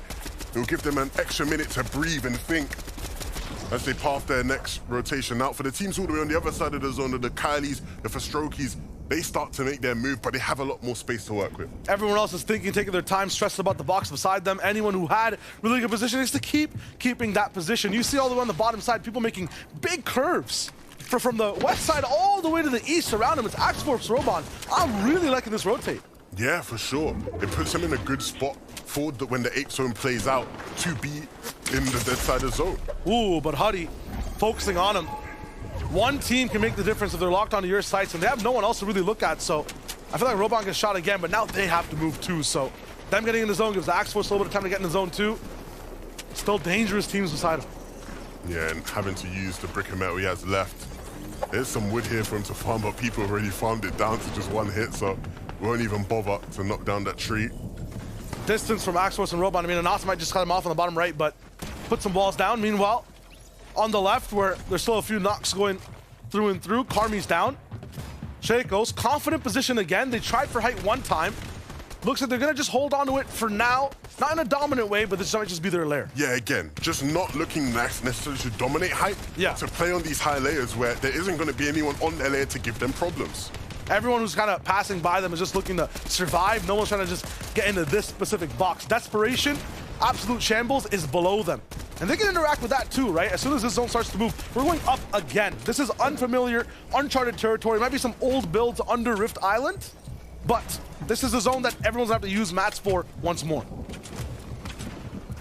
Surprise, surprise, look who it is. Once again, trying to claim height first moving. Clearly after watching back the games yesterday, Kami and Seti realizing that there was a big gap in this lobby for somebody to play height first moving. And even though this isn't a typical style, they are making things work. They're gonna put all the pedal to the metal now. They have to get as many points as possible from height for the moment. That might be a shot from them too. Axe Force 1 HP as he tries to move. Yeah, it was Cammy that took out Roban. Axe Force in an absolute shambles position now. But finds a big shot onto gold to just keep it moving. Doesn't get the chance to go for the loot though, has to focus on zone. And if I was him, maybe I would have gone for it because, yeah, eventually goes down. Everyone's going to be just absolutely bombarded down below, and there's so many little bit of layer switches on what natural low ground is. You got to just keep watching out. Nice team beam from Swizzy and Putrick. Up top on height, Cammy and Seti have to do everything to get as many eliminations right now. They will run out of gas. It's tough for them to drop down and get refreshes. Need to convert on points very early. One of them has to commit though. One of them will have to go down and look in the zone. Maybe if they have slurps, pop a slurp, run in the zone, get some mats and get back up, because they can't afford what happened last game to happen again. You saw the pressure from Rift Island though, and what's happened earlier on in these zones. No one really has any mats. Also, beside a generator inside the water, is trying anything he can just to blend in. Inside Malabuka's box, 1 HP free for Malabuka. No Thomaso, but I'm not sure if he needs them this time. The clutch, the drive, the movement from him is looking really good. Malabuka is so clean when he's in his element, in that flow state. And it looks like he's kicking in right now, wrapping back round into the zone, but there will be players there and up above. You see the height takes come through again. Cammy and Seti, they look like they're losing it all. Swizzy and Putrick have come for what is rightfully theirs, and it looks like they will be able to hold on. They lead the lobby, now they lead the sky, sitting on top of their throne above everyone else. Basically just one more zone to go here. Seti's still alive though, so he might have lost height, but the game's not totally lost for him just yet. Yeah, it does have those slurps to play around with. One splash, and the bandage is even being popped. So many solos in front of him, so all Seti has to do is just wait. Wait his moment, wait his time, the opportunities will be there. Malabuka running back into the storm and they might collide at some point. He's wary of height though, he knows there's someone behind him now. He's heard the breacher going off from Seti, but he won't really be able to do much with it. Yep. The timing doesn't work in his favor. Just 1 second to shoot, that's it. The Medmist has to be held. Swizzy Putrick now, down below. Kali Fasroki, somewhere around them. Seti gets Malabuka inside the storm. More chances for him to keep moving. Swizzy completely out of gas. Seti might be rolling in from the backside to look for another shot real soon. He's going straight for height. Seti has height. 2 more mats too. Big shot from Kali though, and a return, but not enough for Seti. Kali holds on at the cost of Fasroki. And now he just has to finish up the game. But look who he has to do it against. Is Swizzy and Putrick, and they're feeling mighty fine, mighty strong. This game has been so good for them. To even get to this point is just a sign of their dominance, why they've led the way. But Kylie will do his best to stop it. Takes down one, looking for the other. Big shot to Putrick. No way! Kylie will do it! The 1v2! He should never win in that situation against the leaders of the day. But Kylie is Kylie. He is him. And he wins the game. From the clouds, lightning fast decision making. Double edits, blocks, 2 shots off. He made it look perfect. Kylie, what a win. In his element, making it look easy. It looks like he's fighting in creative or something at the end there. Mantling up, takes down Seti, says, I'll take that height for free. And then the final 1v2, he had them penciled in, you could see them every step of the way, and they just weren't ready for him, Shayo. Not at all. I love the block-offs too. There's just no chance. And Putrick and Swizzy did everything in that moment to stay in the game. That, I think, that specific game, day 2's game 2 is the definition of survival. No one wanted to go down. And after a tragic first game for Kylie and for Strokey to come back in game number 2 and win in that kind of fashion, that says a lot about their mentality, their resilience, their heart. Stylish, fantastic, an absolute flourish there from Kylie. I want to see the reactions of everyone across the world, but specifically 3 people who are on the desk.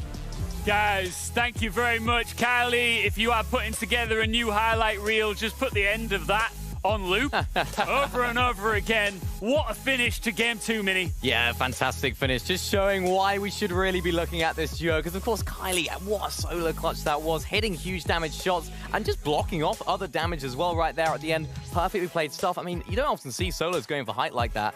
But he did it. Excitement, confidence, domination is what we saw from Kylie in those last moments. But it's also what led up to that is the key to how he ended up securing that victory royale. Looking for height when it was the perfect moment to strike. And just like that, Kylie continued moving forwards. There's the quick high ground retake, taking a quick shot onto Seti, finishing him off, but was the most important was that 1v2 in the end. You should have seen the reactions we had from that clutch. I mean, taking down the leaders of this tournament. Kylie was not showing any nerves. Mini, supremely confident, but that also requires so much bottle. It really does. I mean, so many players, when they're in that situation, when you don't have materials, you need to try and find a refresh, they'll look down. They'll look, how can I try and make myself in that sort of low ground section? But he looks up. He looks up at Seti on high ground. He thinks, yes, that's my target. He's a solo, and he takes him out in fine fashion, of course, getting him enough refresh in that endgame. He could have even gone even further. I think he dropped a med miss there as well, so there could have even been a longer heal off for him, but he just got it done early, which is great to see. Who else is looking up? Let's take a look at the standings. I'm predicting that we might see a little bit of movement here. Ooh. And wow. Seti and Cammy jumping up 2 spots.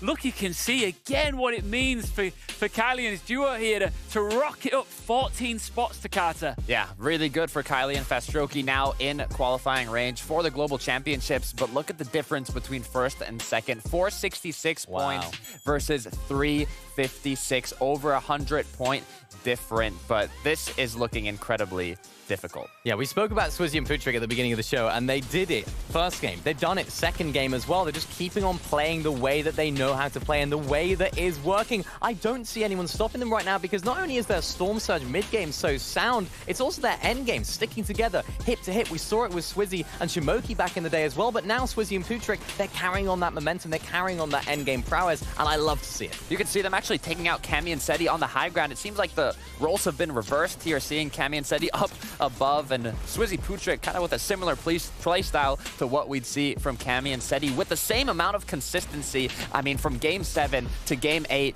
to being first place after Day 1 Grand Finals here on EU, this duo is just looking unstoppable. Do you think we're seeing more teams here after yesterday's play? They think, you know what, the high ground is up for grabs? Yeah, I think so. I think there's a lot more turnover of that. I think we're seeing teams that are looking up, you know, Seti and Cammy, of course, being one of them. And even Thomas and Malabuka having a really, really solid game right there. Look at that, jumping up 15 We said where were they? Now they're here. They're right back. Let's take a look at them in action. We found him. Here we can see Malabuka. We actually saw him clutching up in the last moment as well, but how did he get there with that legendary Mammoth pistol, taking those shots, hitting the shots needed to find those eliminations, find those refreshes, but also staying along Thomas HD, the dynamic duo continuing strong. Yeah, Levin talked about it earlier as well. We haven't really seen too much when it comes to fighting from this duo in Day 1. Now they seem to be getting that confidence back. They seem to be getting a bit more stride in their step. I like it. This is exactly what we like to see from Malabuka. Of course, clutching up right there at the end. Huge elimination points this duo. And it's been a little bit tough for them recently. They haven't been able to make it to these end games. So we haven't been able to see what they can do. They've had a lot of unlucky zone pulls. I know Malabuka's talked about that a lot. And once they do get zone, once they do get a few things going their way, they can pick up those refreshes. They're the results. Guys, you do realize that this is my first weekend on FNCS, and they've given me so much power. Are you aware of this? Yeah. I'm about to do it. Maybe too much. Maybe too much power. I'm going to do it. You going to do it? I'm going to do it. Right, do it. It's time for Storm Surge.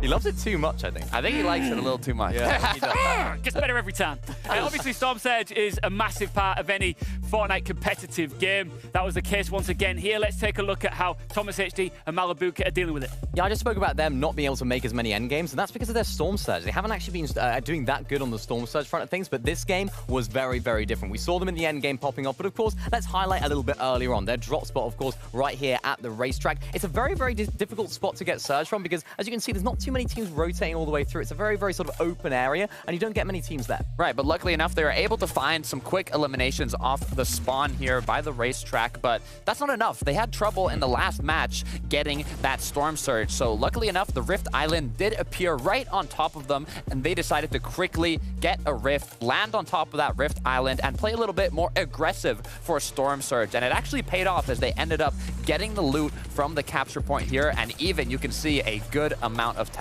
Yeah, we saw them doing this a lot at the beginning of the season, right the way in week number 1, and it didn't really work out too well for them. They were a little bit inconsistent, but why not? They're at this stage of the tournament right now. Their Storm Surge is not looking too great, so they're fixing it by going up to this Rift Island. You can guarantee that teams are going to be up there, and you can also guarantee that teams are going to be rotating down below, and we see that with Thomas HD with that dangerous Mammoth pistol aim. I mean, I wouldn't want to be rotating below. Yeah, and we see Takata, despite being nerfed a good chunk, right? It's still lighting them up, isn't it? I mean, there's a reason almost every duo has the Mammoth pistol in their inventory, especially in the early mid game and even the late game. I mean, they've always got it. It's fun to watch, though, isn't it? I think it's been a different dynamic, hasn't it? But as a viewer, it's great. Yeah, it's great. I mean, I love the island fights. I think Thomas Malabuka thought, right, we need Surge. We need to try and find players. Where are players going to be? It's the Rift Island. They're like bees around honey, and it's great. Yeah. Do you think that this time round, are we going to see Thomas HD, now they've found their feet, are they going to continue and start to go, hey, guys, we're back? Look, they're going to keep playing aggressive. They got that little light bulb above their head with the Rift Island appearing on top of them, but I know that, you know, they might try and continue that aggression going forward in these next matches, and we know how confident they can be as a duo, so I wouldn't be surprised if they continue to get to endgame. One thing I'm learning here is that Fortnite moves fast. You are, of course, watching the FNCS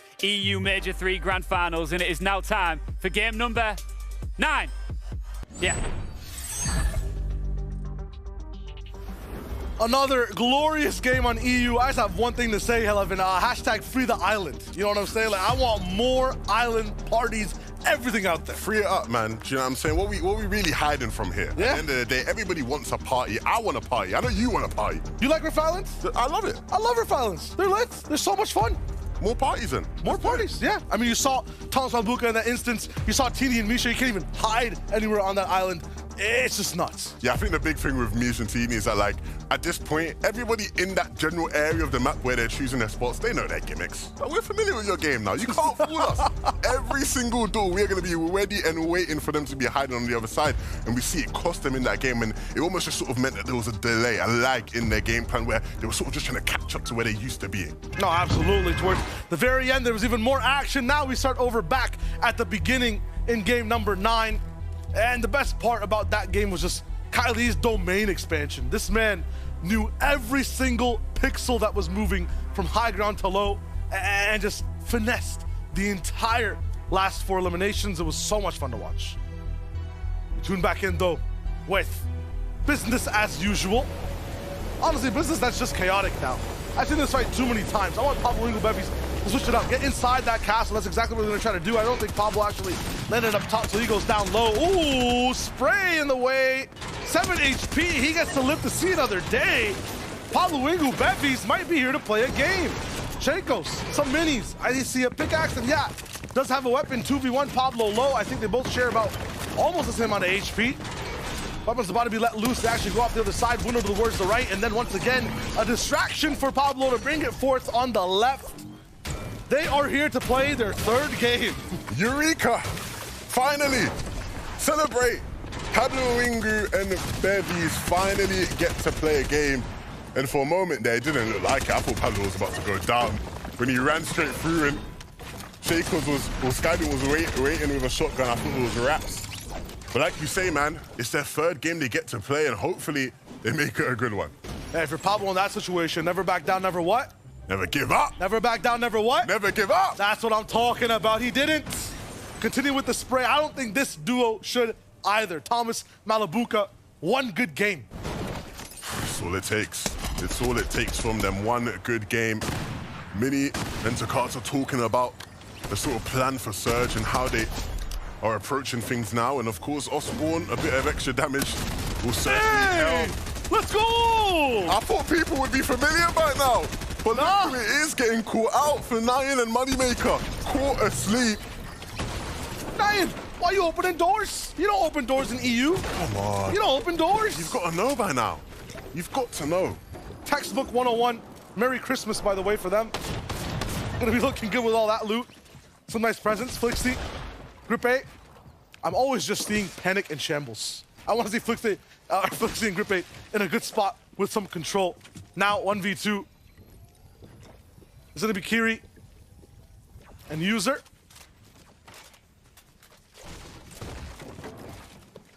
And they're gonna be patient here as Flixie has to back up. No control, no power from up top, so no chance for him to continue the fight. Starting on the one wall that has no cone on it. I like that from User. They're gonna keep it moving. Yeah, Flixie and Grippe not having the best of tournaments, and they are a team we will be watching at the Globals. They have qualified already. So we want to start to see them showing off what they can do come time for Global Championships.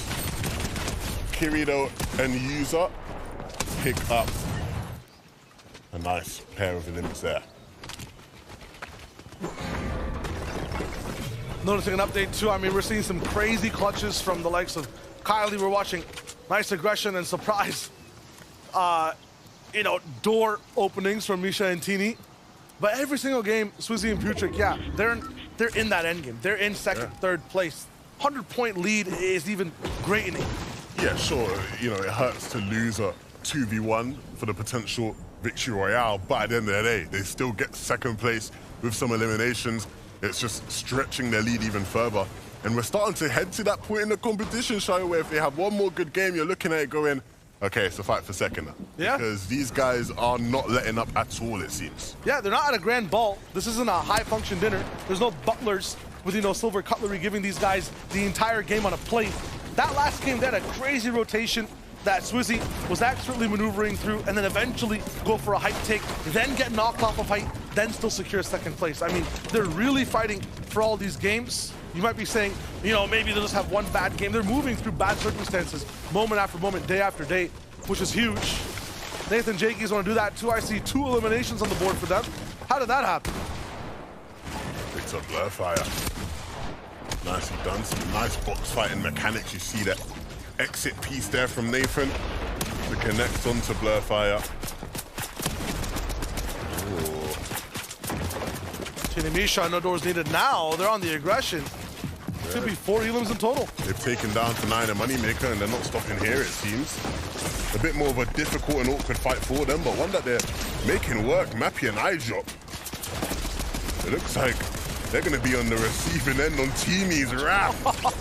Brute forcing his way into the box. Those are the kind of plays only controller players can make, but he will take advantage every single time. It's crazy, man. I feel like they probably have like 400 HP. As they're moving in, getting hit for 160, still don't care. Still keep shooting. They just know their shots are going to hit. That confidence is what you need to play in that fashion. Also, Slove, that last game, very good on Surge, about 400 above when we tuned in. Didn't have to go for finicky box fights right now. Close range. It's wrapped in an os next to them, box to box. They have a split in terms of attacking this fight. But overall, I feel like I've seen them get a lot of their Surge from long range, so this might be slightly new, at least this day 2 of the tournament. It's nice to see Snazy and Podesai also inside that top 5. We're talking about consistency. It looks like they're finding their groove to stay in these games each and every single round. This fight, though, is starting to get close and personal. Slove, a little bit more of an investment. Owning the roof and the floor. But this fight is just a bit too split apart now. Has an angle on the backside, Slove. Not going to be able to see Strapped body for body. He's going to get down low in here now. Asa completely by himself. Could get jumped on by Strapped and Anas any second. Big shot though, so now Slove can really start to get crazy with it. Move up close when it's once. Ooh, punished there by Anas. He doesn't let anything slip past him. And that really does change the tide of the fight.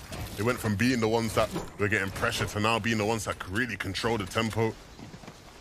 Looks like they'll be able to get a finish as well, yeah. Knows exactly where Slove is, so Asa's just gonna dip. Doesn't want the smoke with these two. Gotta stick to the game plan, I feel like, for these guys. I know they got the flapjack too, so maybe that's why they feel confident in taking these closer box fights, but they were looking so good in that last game when they just stayed really far away, had a big base, and just had pot shots on people. That being said, though, the zone could be in different places. Might be difficult. This is how it all started. A free shot only for 30 damage. You gotta be mad about that one. Yeah, when you get freebies, you want them to be like max damage. Yeah. Take the play out the fight completely. So when they're not, it can get a bit awkward for sure. So Savage. Another fight. On the bottom right. Ooh. Okay. Horny. Wow. Savage, I was literally about to say Savage is about to lose this fight. Like, it was looking raps, but you didn't say it. I'm glad I didn't. Yeah? I would have looked like a hater. No hating here. Now I can just lie and say I always backed him to win. 100% since day 1, bro. Yeah, since day 1. We woke up in the merch. 200 IQ, you know? That's what it's all about. So it's all about. Trulix want to use a little bit of that smartness. Saw them go down a bit earlier, I believe, in that last game. Nice. That's a freebie. That's how you do freebies. Yes. Now you leave. I feel pain in my heart every time I see someone lining up the perfect mammoth shot from behind.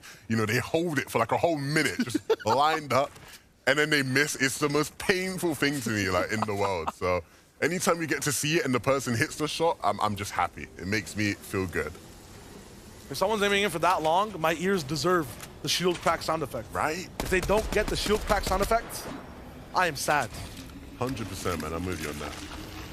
Another cash for Thomas HD and Malabuko. Things are looking good. That loot will go a long way. The slurps will allow them to play a bit more free. Put aside by himself? Nah, just for now. Controlling some space near the Citadel. Look at that lead, 110 points for Swizzy and Putrick. Leaderboard update on the top right. To catch up to this is just going to be difficult. One more game, or maybe even a VR in this one. Might be calls for Raps because they have just once again gone through so much adversity and just overcome it in the worst possible zones. I don't know what can stop that duo now. Just Pink, Vico. South side of the zone near Frenzy. Patient fights, patient fights. Yeah, this is one of those tough runs, right? When you're fighting for a cache and you're sort of trying to claim the space around it. You know, you're trying to obviously replace walls, replace stairs, cover as much ground as possible. In this case, it's probably going to be Vico that has to do a lot of that work. Pink actually getting a cone in, that's not bad. UK Ping working out for him. Typically, it's the Germans you want to really see there.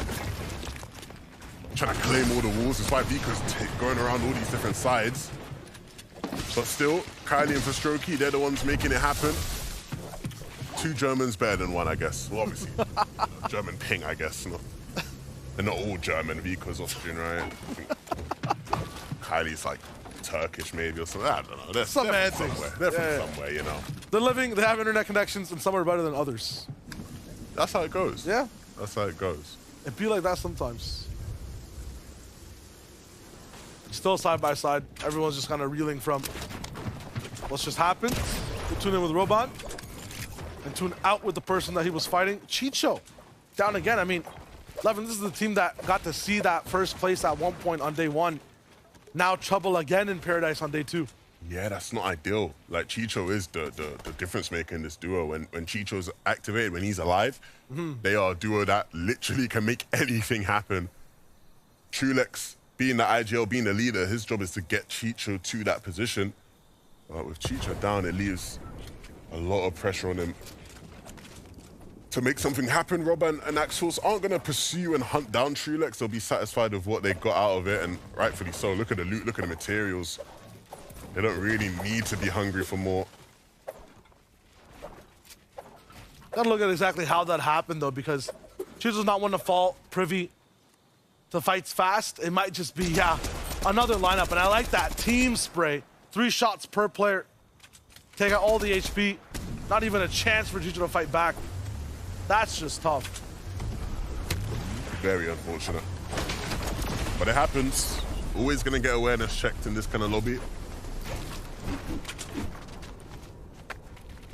Kiri and User. Off a win, spirits are high, but points need to be gained. Right now, the objective is just get a little bit of surge. Had an interview with Kiri before any of the games started at all on EU, and you know, standard stuff he was saying, got to make sure we stick to game plans. If things don't go right on day one, we VOD review for day 2. I think the biggest difference for them in expectations is that everyone had them on their leaderboard, on their list. There's so many other duos inside of Europe as well. I have a map. I'm not sure how to read it. Taco, though, very proficient in maps, actually, in mapology. Taco, what do we got right now in EU? Well, right now, it's Swizzy and Putrick. We already saw that they have a 110-point lead currently in first place on those leaderboards, and part of that is just heavily credited to the loot that they're actually managing to take with them into the end game. Securing the vault over at the Eastern Watch is a great way for them to set up a nice little sky base, and they even take some of the heals from the vault and choose to leave them inside their base so that while they're acquiring some of their surge tag damage off of their Mammoth pistols, just in case they eat any shots in return, which we can clearly see them having to be concerned about in terms of that peaking strategy for the height takes. But right now, it's all about just this team keeping it cool, calm, and collected and staying on pace. All right. That's a map. That's a route. That's some good loot. Now we know why first is in first, and they bring the herds. Mishatini, though, Don't need updates on them. We know exactly what they do. Lock down doors and sit in cones, waiting to see what happens next. So it's like an abandoned base.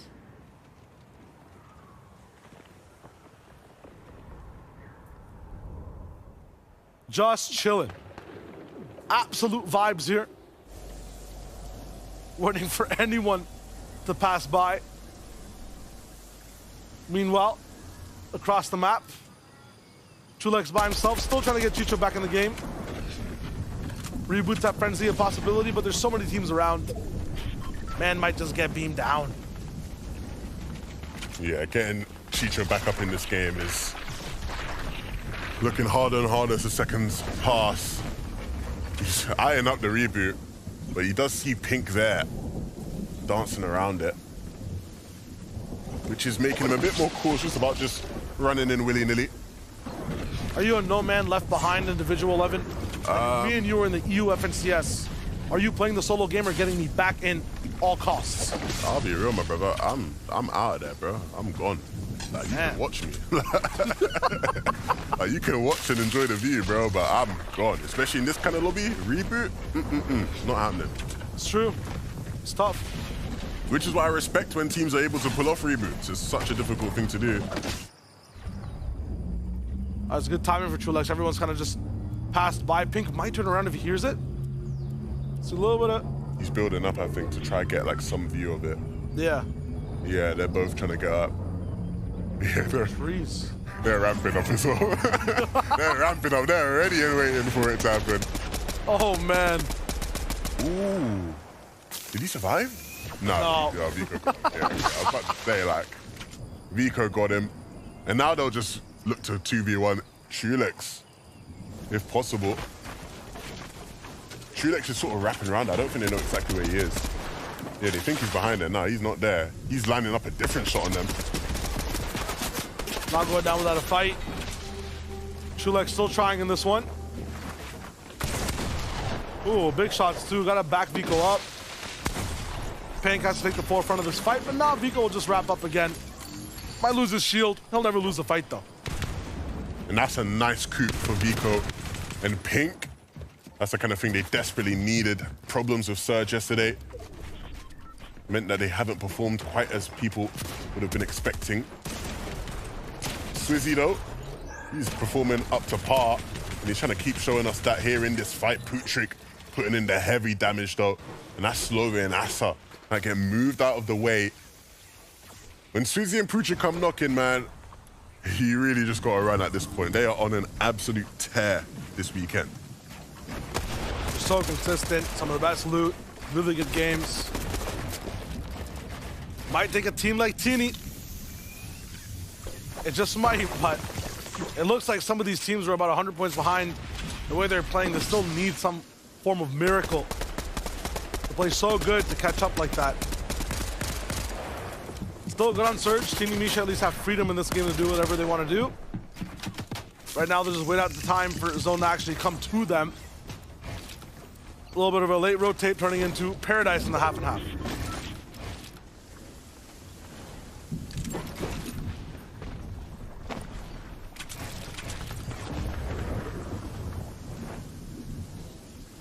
Never seen the zone cascade into a duo to this effect, where like in the most perfect spot way in the zone, you know? Sometimes things just go your way, you know? You just have that weekend, things go your way. Yeah. Okay. You were right in saying that Malibuka definitely just found his flow and he's online on day 2. Definitely, that's what we've needed, man. Individually, both of these players are just top notch, right? At any given moment, they can put on the kind of performance that makes you think, is this the best player in the world I'm watching right now? And a lot of the time, you'd be correct in saying, yes, it hasn't quite been that way this weekend, but finally, Malibuka with a big showing. Abominable Axe Force. Very different from some of the games that they have total dominance and control, but I think it's just zone-based for these guys. It's not in their favor. They're just playing catch-up a lot of the time. Still, game's not over for Robon here. He can try to make it in, and see what he can do from this point. Some heals still available. One box fight he could try to force or dive in. Yeah, very zone-based. You'd be right to say that. Yeah. Even last game after the winning, right? Kylie, his first tweet was, just give me the zones. Give me some more zones and I'll keep on performing.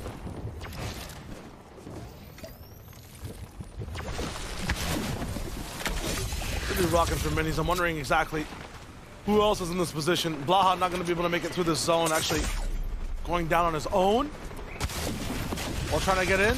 No one else even affected in that fight. Thomas HD Malabuka. I mean, I thought we looked hunky-dory watching Malabuka get a few elims here and there. But it's not positional problems today. I feel like it's more so Surge. Yeah, struggling to get enough damage. And it's not something that you would typically associate with this duo. You want to see this duo way up there in damage stats. And so being this far down at this stage in the game, they just need to make an all or nothing play. We've seen some of the great players in EU make these kind of plays in grand finals. I remember a couple seasons ago, Tayson doing it in their Major 1 win. And it looks like Thomas is going to have to do it now here, yeah. Landing on this team, understanding there is no time to waste. You have to jump in. And these are the kind of plays that newer players are scared to make, but these guys understand. There's no sitting around trying to get tags. We're way past that point now. We just have to get in box and deal the big damage. Full 50-50 for one that works in their favor. Medium damage in total too, because it just puts him about 55 above. Malabuka has to climb through on top of the box, get a few more shots off, finally get towards that 200. Now they're looking fine for the moment. While this all happens and everyone else struggles, Swizzy, Futrick, letting it just rip. Just listen. Listen. It's still happening. Like, there's a different game for them, a different world. I tell you, man, every time, the flapjack is just the most intimidating weapon we've had in a long time. The sound of that just firing at you relentlessly is surely something. Oh, they have the best pull for zone as well, so in terms of mats, I mean, wrap it up. This might just be it. I told you, man, we're getting to that point in the competition. If this translates into another high point game for this duo, we do have to start looking at, is it just a matter of the race for second place? Might just be it. I mean, already 110 points ahead, already a few eliminations in this game. The people who are next to that top 5, top 10 are looking way up. Their next crane, the front row in a movie theater. And the show that's playing is just Futrick and Swizzy versus EU right now. It's a long one. It's got 3 more games of runtime, but they're the main characters for the moment, and they're not giving up the role. Yeah, but some of the co-stars of this lobby, Thomas and Malabuka, in a really nice spot on height. I saw Mustache and Hayden Bush looking like they were in a very good spot lower down, one that they're much more comfortable playing. So maybe we'll start to see some of those guys make more of an appearance here. Mixon, wow, very much struggling to deal with that, and understandably so. In a matter of a flash, losing so much damage. Swizzy and Puchigo will continue their pursuit, but all the way down is a very risky spot to be in, Shayo. Yeah, look at the effort. Once again, this is not free. I'm not sure how much I can stress that. But these guys are moving through ridiculous portions of the map to get their consistent placements. Barrier before them, another duo as well on that side, and they're gonna have to pull up here in Creaky. This next zone that actually is safe has a complete ravine in the middle, a nice river that's so hard for people on low ground to actually base in. Pasoki, Kylie, they just needed another zone. That's exactly what Kylie's asking for. They might just have it now. Pablo Wengu in this game though, so that's the big difference maker inside the end game. You might just have chaos on high ground. Refsguard once again not gonna be able to see another one. It's Fasroki and Kylie who are trying to hold on to that lair. Swizzy, Putrick in a similar one, but not really fighting for height. They just want to get by. Yeah, and it's Pablo and Bevy's on their lair. They need to be careful. Going for a refresh up above. Needs to be careful about who's behind him, but he doesn't care. He just wants to get in box and get the limbs. It's perfect timing. I mean, low on Surge. They have to try to do something to get that damage ahead. Kylie goes down. No more clutch today. And now it's back for Swizzy and Putrick to stay in this game. The mats are dwindling though, and so it is a matter of just running and using these natural parts of the map to stay clear. Thomas and Malabuka no longer up on height, but still making things happen in the back of the zone. The speed doesn't stop. The bus has to keep moving. We're going north, and everyone's got to just elevate and move. Malabuka Thomas in their brain together are looking so good side by side. Clean sweep and all that loot as well will just help them to keep making these kind of plays. Sharing the same brain, going straight on the other side of zone. Nathan in front of the Malibuka with another hit as Cammy moves through the low ground. Cammy and Seti in their element, claiming space, looking for weak players in the back. And Malibuka and Thomas fall into that category, but it's Trip that's trying to take the fight to them. Malibuka is ready to more solo action from Malibuka, and he's putting on an absolute show. Slurps and zones galore. He can keep this moving. Up top, though, Pablo Ingu, Bevy's turning their basically third game in EU into a big one with height control. Swizzy moving through it. Putrick finally down. They make another top 10. The placement just keeps rolling in. And with no materials, desperation kicking in, fighting through builds that are not his. He is just rolling that dice until it rolls a 6, and he's looking, he's searching. He'll find it. There's still players around him, though, that he has to be careful of. But Swizzy's managing to find a way here. More mats, all good. Vox in his box, and he sees the aggression. Absolutely just turns the other side, turns tide, and keeps moving. He's back, and his shots are hitting. It's enough to make a difference. He clinches 7th place. And Vox now has to do it alone because DKS has fallen in all that chaos. He doesn't have the materials, though. Down in the swamp, Vox, nothing. And he's almost pseudo-drowning. Misha in front of him. Dodge shot again. Teeny up top. He's left alone for his lonesome. Misha's a big shot, and Bevies takes him down. Bevies fighting 6 wars on 2 fronts. He gets so many elims. 11 for the duo, and they're not stopping. Down to Fox. Last elimination, 2v1. It's just too good. Bevies is looking fine. Pablo with the pressure. He goes around on the right side. Big shot, but it's just a scratch on his back as he climbs to the top in game number 9. These guys are ridiculous. They've only had 3 games they've gotten to play, Shayo. But in the 3 games they've had, they have averaged more points than anybody else within a 3-game period. They are an absolutely unstoppable team when given the chance to play. But we just haven't seen it enough because of the off-spawn situation. Still, though, marvel in the glory of this game. A game where they didn't really look like the biggest competitors to win until the very end. It's nuts. Grasp on EU. It's theirs if they're able to make it past that fight. This is just ridiculous. Every single duo, track, shots, never miss. A 2v1 perfectly broken down towards the end. I'm telling you, everybody in this lobby should be very thankful that Skydune and Shakos are contesting them. Because if Pablo Ingu and Bevies were uncontested, they would have won FNCS with ease. It just would have been over for everybody else. Because these 3 games, we've got to watch them play. Game 1 and Game 2 on day 1, and here now, game number 9. Unbelievable Fortnite. Different type of dominance, built different is basically, I think, their definition for this entire FNCS, but I believe there's so many more specifics to break down. We reacted to it. I want to see some more from Ian and the guys on desk.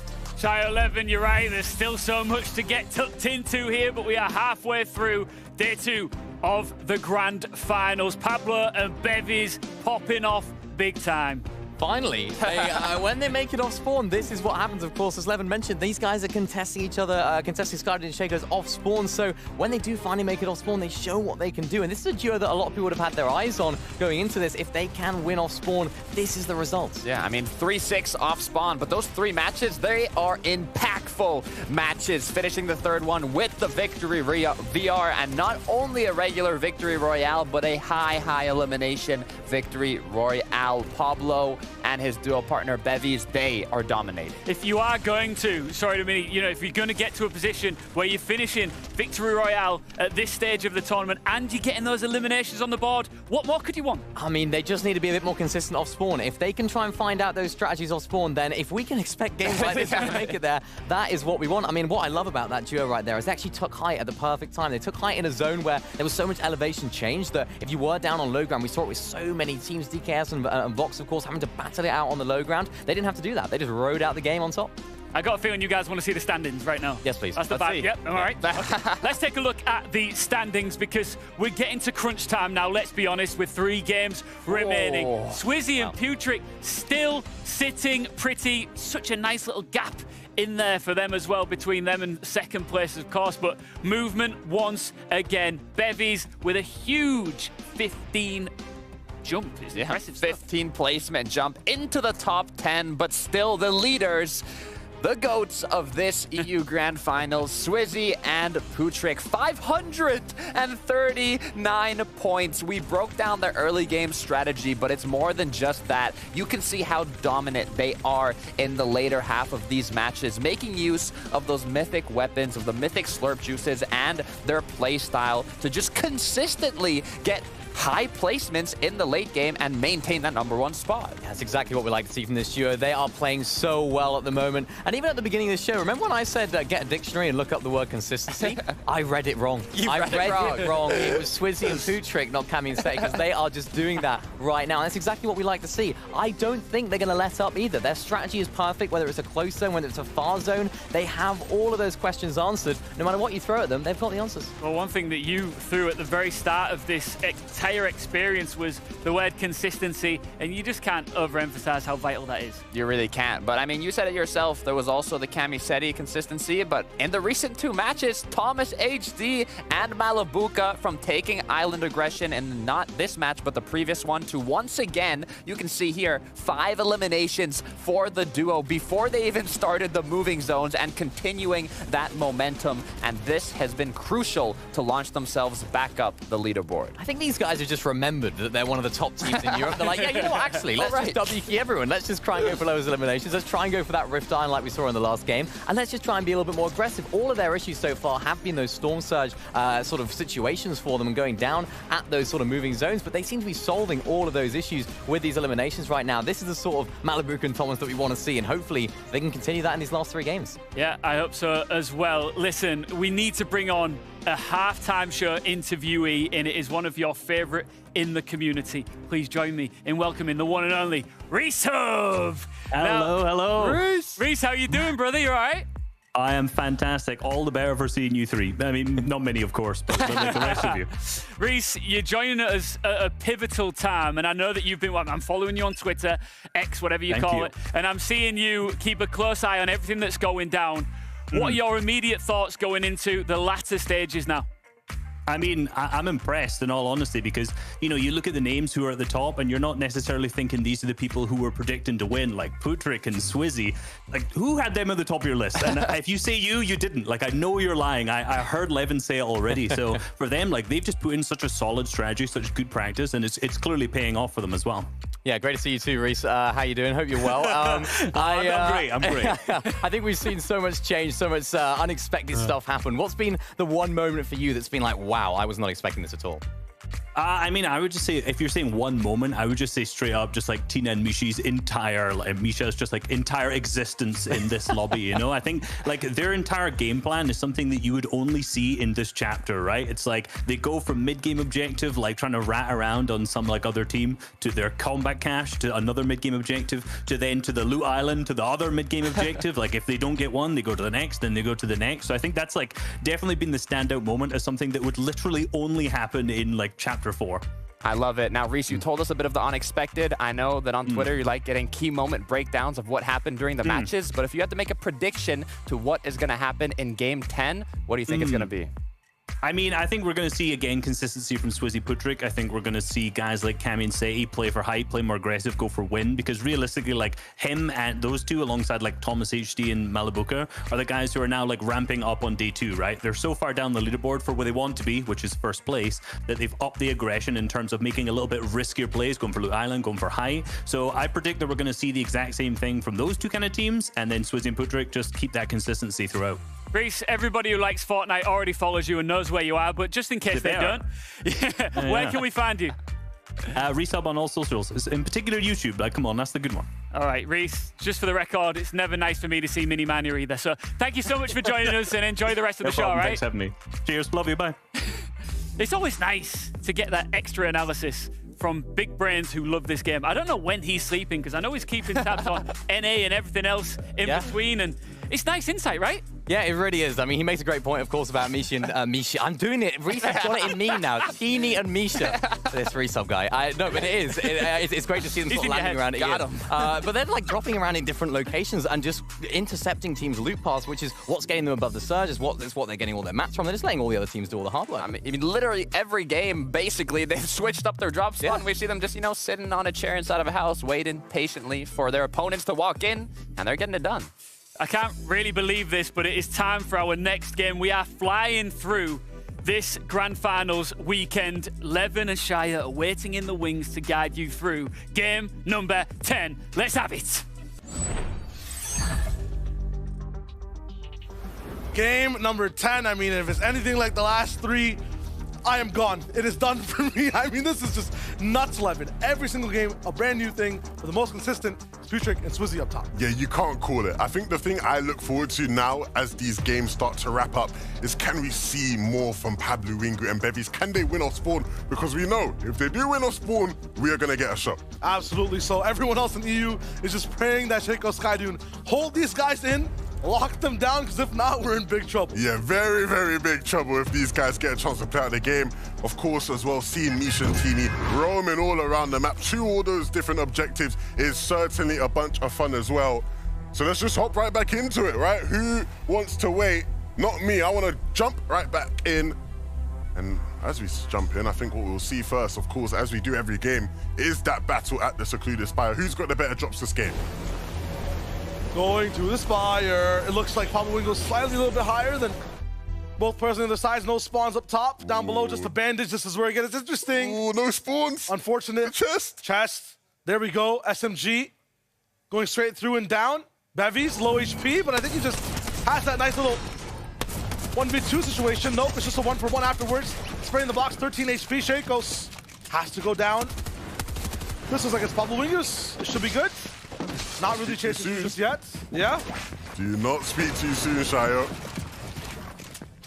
Shakos, nothing left in the tank in terms of mats. The maneuverability is good though. Pablo making sure what's up. I was about to say that's not his wall. It's over. Ooh, HP check. Okay, it's almost up to full, but that looked too close. That looked very close, Shio. But that's good news for me and for you and for the lovely people watching, because we get another game of Pablo, Wingu, and Bevies trying to push themselves, push the boundaries of what can be done in the FNCS. They are somehow, after only getting a chance to play 3 games, in the top 10. That I don't think is heard of, right? In general, like in this caliber type of lobby, I don't remember the last time any team was like that. Pablo Wingu, though, it's not for free. We saw this once. So this once yesterday, it was actually Shakos that fell to it. The latent sky jump invasion, and Pablo's not going to be inside this game. Akira, sky jump, run it back. I know I said I wanted someone in the lobby to not let this happen, but I didn't think someone was going to actually take me up on that. Akira and sky jump. The console legends have come in and just said, nah, Pablo, Wingu, and Bevies, enough. We can't allow you to do this no more. And that is heartbreaking for Pablo and Bevies, because there's not many opportunities they get to actually play out a game from Secluded Spire. They don't win that off-ball battle often. And now the one time they have, all down the drain. Back to the lobby for both the Secluded teams.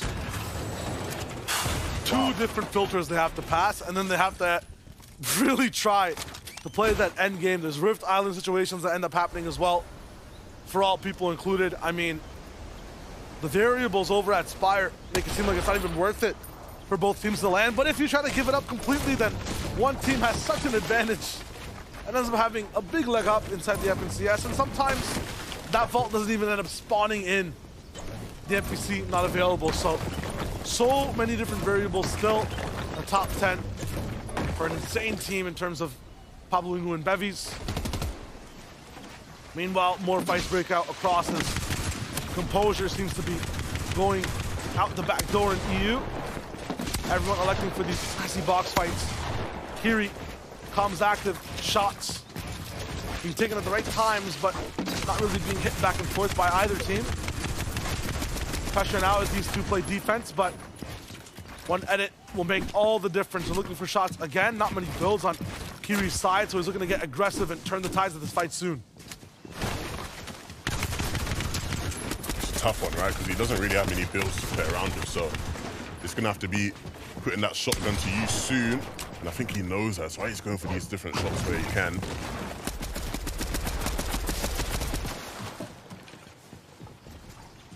Using that bush, but I'm pretty sure Group A Flixie heard that movement inside the leaves. Shooting builds again. Ammo traded for materials, and they have so much to use of it. In terms of a war of attrition, these guys have already won a long time ago. Robot up against Archie. I'm pretty sure we're going to be seeing a replay of that at some point, but they get hunted down again. And those games that Robot actually picks them up, he does a little bit better on Surge overall, and they get to move on with their game super fast. I think that before the first zone even starts to fully close in is huge for them. Mass looking good. Savage was also a part of some of the things that were happening earlier in the game. Him and Vidil having a little bit of a rocky start to day number 2. Second time's the shot on the edit, and then after that, 4th shot confirms the elimination. Good job for him as this fight totally breaks out, and I can't believe what I'm seeing. There's just no way. You have mad advantage by the thousands in terms of multiplication, and you still get absolutely bombarded by Kiri and Yuzu. I'm telling you, they are not to be messed with. Kiri and Yuzu in a losing situation there and somehow managed to win. That is what great teams can do, and these guys are certainly on the pathway to being considered a great team. Paper beating scissors is not something you see too often, but it's so much fun to watch. Atini and Misha, I'm not sure what type of material they are, but I like watching them. I'm a fan. First duo with different drops in more than half their games in Grand Finals history. There's something. There has to be a good reason. It's working. Yeah. Strat's working. And again, like Resub was saying in that interview, this is the only chapter where it's been fully viable as a strat because of the objectives, right? Like, not having a set POI, it seems almost ludicrous from just a Fortnite perspective. Anyone that's played Fortnite in any chapter, any season, you think, we gotta have a drop spot. That's the whole point of the game. What do you mean? You know, that's where we dropping, boys. Like, that's the meme, you know? Like, that, you know, that's the game. But ultimately, these guys have sort of circumvented that by going, hold on a minute, we have all these different objectives throughout the game that just give you easy loot. And not just easy loot, some of the best loot. And it is working. I do remember, though, they're not the first team to fully do it, because I remember Art, Skill, and Teacher did it last chapter. But I guess they didn't do it for all their games, according to that stat at least, so that's interesting. But I do remember a team trying it, just obviously not doing as well as how Misha and Tini are doing. Even if there was another team doing it completely, even more frequently than them, you're right in the fact that in terms of viability this season, it is absolutely, totally feasible for this strat to work. Based completely on objectives, as you said. Deox Kate, I think. Again, you know, it makes me start to get really excited for global championships, just because one thing we often see with some of the sort of teams from different regions, right? EU and NA are sort of those big name teams that will try to dominate the lobby and really, you know, claim their spots and claim their positions, and people often respect that. And if you are maybe a team from, you know, Brazil or OCE or Asia or Middle East, sometimes it can be intimidating maybe to contest a Tayson or Offspawn, right? That kind of team. But if you know you can play in this way where you're just hopping objective to objective, now all of a sudden, all that it depends on is your skill level, your talent level, which a lot of the time will be more on par, especially in an in-person LAN environment. So, look, Misha and Tini might inspire some big plays that we eventually see at the Global Championships, and that in itself is super, super exciting. Trendsetters. And hopefully objectives stay all the way till that point too, so then it is viable. It will just get taken out for globals now that I've said that. That's one of the most interesting things, right? Is that there's so many people that are qualified like through different metas entirely. When it comes to globals, what does that look like? How is that even determined? It'd be so much fun to see. I think we've seen the effects of that this season with some of the teams who people expected to do well and haven't. Yeah. Where like a meta can just completely knock the wind out of a great team. So yeah. That's what I thought. It's nice to watch. Big food for thought, man. Is it because you can clearly see the, you know, the ramifications of trying to fight for a drop spot being so talented just within this season with what's going on at the Spire, right? If that's what happens at Globals at, say, Slappy, two teams really want it bad and don't even want to split it, the best fans sometimes won't even win. Third party will come in. I see fight though on our screen. I mean, we've been talking through it. Not even the hide on bush, big pump classic is enough to bail him out this time. Yeah, we've seen hide on bush in those kind of situations win out at times. That is just part of what makes him so great. But in this case, him and Mustache weren't ready for Diok's aid. Yeah, the sneaky plays, man, they're the ones that get ya. And so Mustache completely taken out of the fight, and then a 1v2 not gonna work out. Almost though, yeah, a big shot there at the end, hide on bush, but too much to handle. Quick maths, 190 is bigger than 164, so Diox wins. Hellfire Nebs, for me, I think, just personally, I expected so much more. Same. Right? Like you're looking at, I think it was Qual 2 and 3, the way they controlled the lobby, even in game 1 of day 1, going downwards from Creaky. It might just be, you know, the mud and being able to escape the craziness and unpredictability of these north side zones. Well, when it's a summer zone on the south side, I feel like these guys do so much better, and we just have not seen enough of that inside this EU finals. Yeah, for sure. I think they're definitely one of the teams that fell victim to, as this lobby increased in difficulty with surge and timing of rotations, they sort of got lost in that. And it sort of doesn't allow them, right? If you put them in a position where they are 5-5-5, good materials, good surge, then they're gonna cook, right? But they're struggling to get to that point in endgames. Hey, put me in a situation with 5-5-5 materials, good surge, in a good position. I'll cook too, man. You're not cooking, no. I'm cooking, bro. You ain't cooking. There's no way. Nada. He hasn't been around before the Blackheart Cup, you know? Before we had events that you can't track. Brothers talking about tournaments from back when people didn't even use cones, bruv. I'm just saying. Talking about the ancient times before. You're talking about back when Vivid was playing comp, man. Come on, man. Let's get serious here, man. I was Vivid taking an L in this one. Because I'm not in the region. Oh, I love Vivid. He knows I love him. That's fine. Look, if you want to watch Vivid do his thing, NA will be after this. Day 1 of NA was super exciting. Canada and Ages were going crazy. A lot of fun on that region, so be sure to hang out after EU's done to watch that. Can't wait for all these players to be able to play together.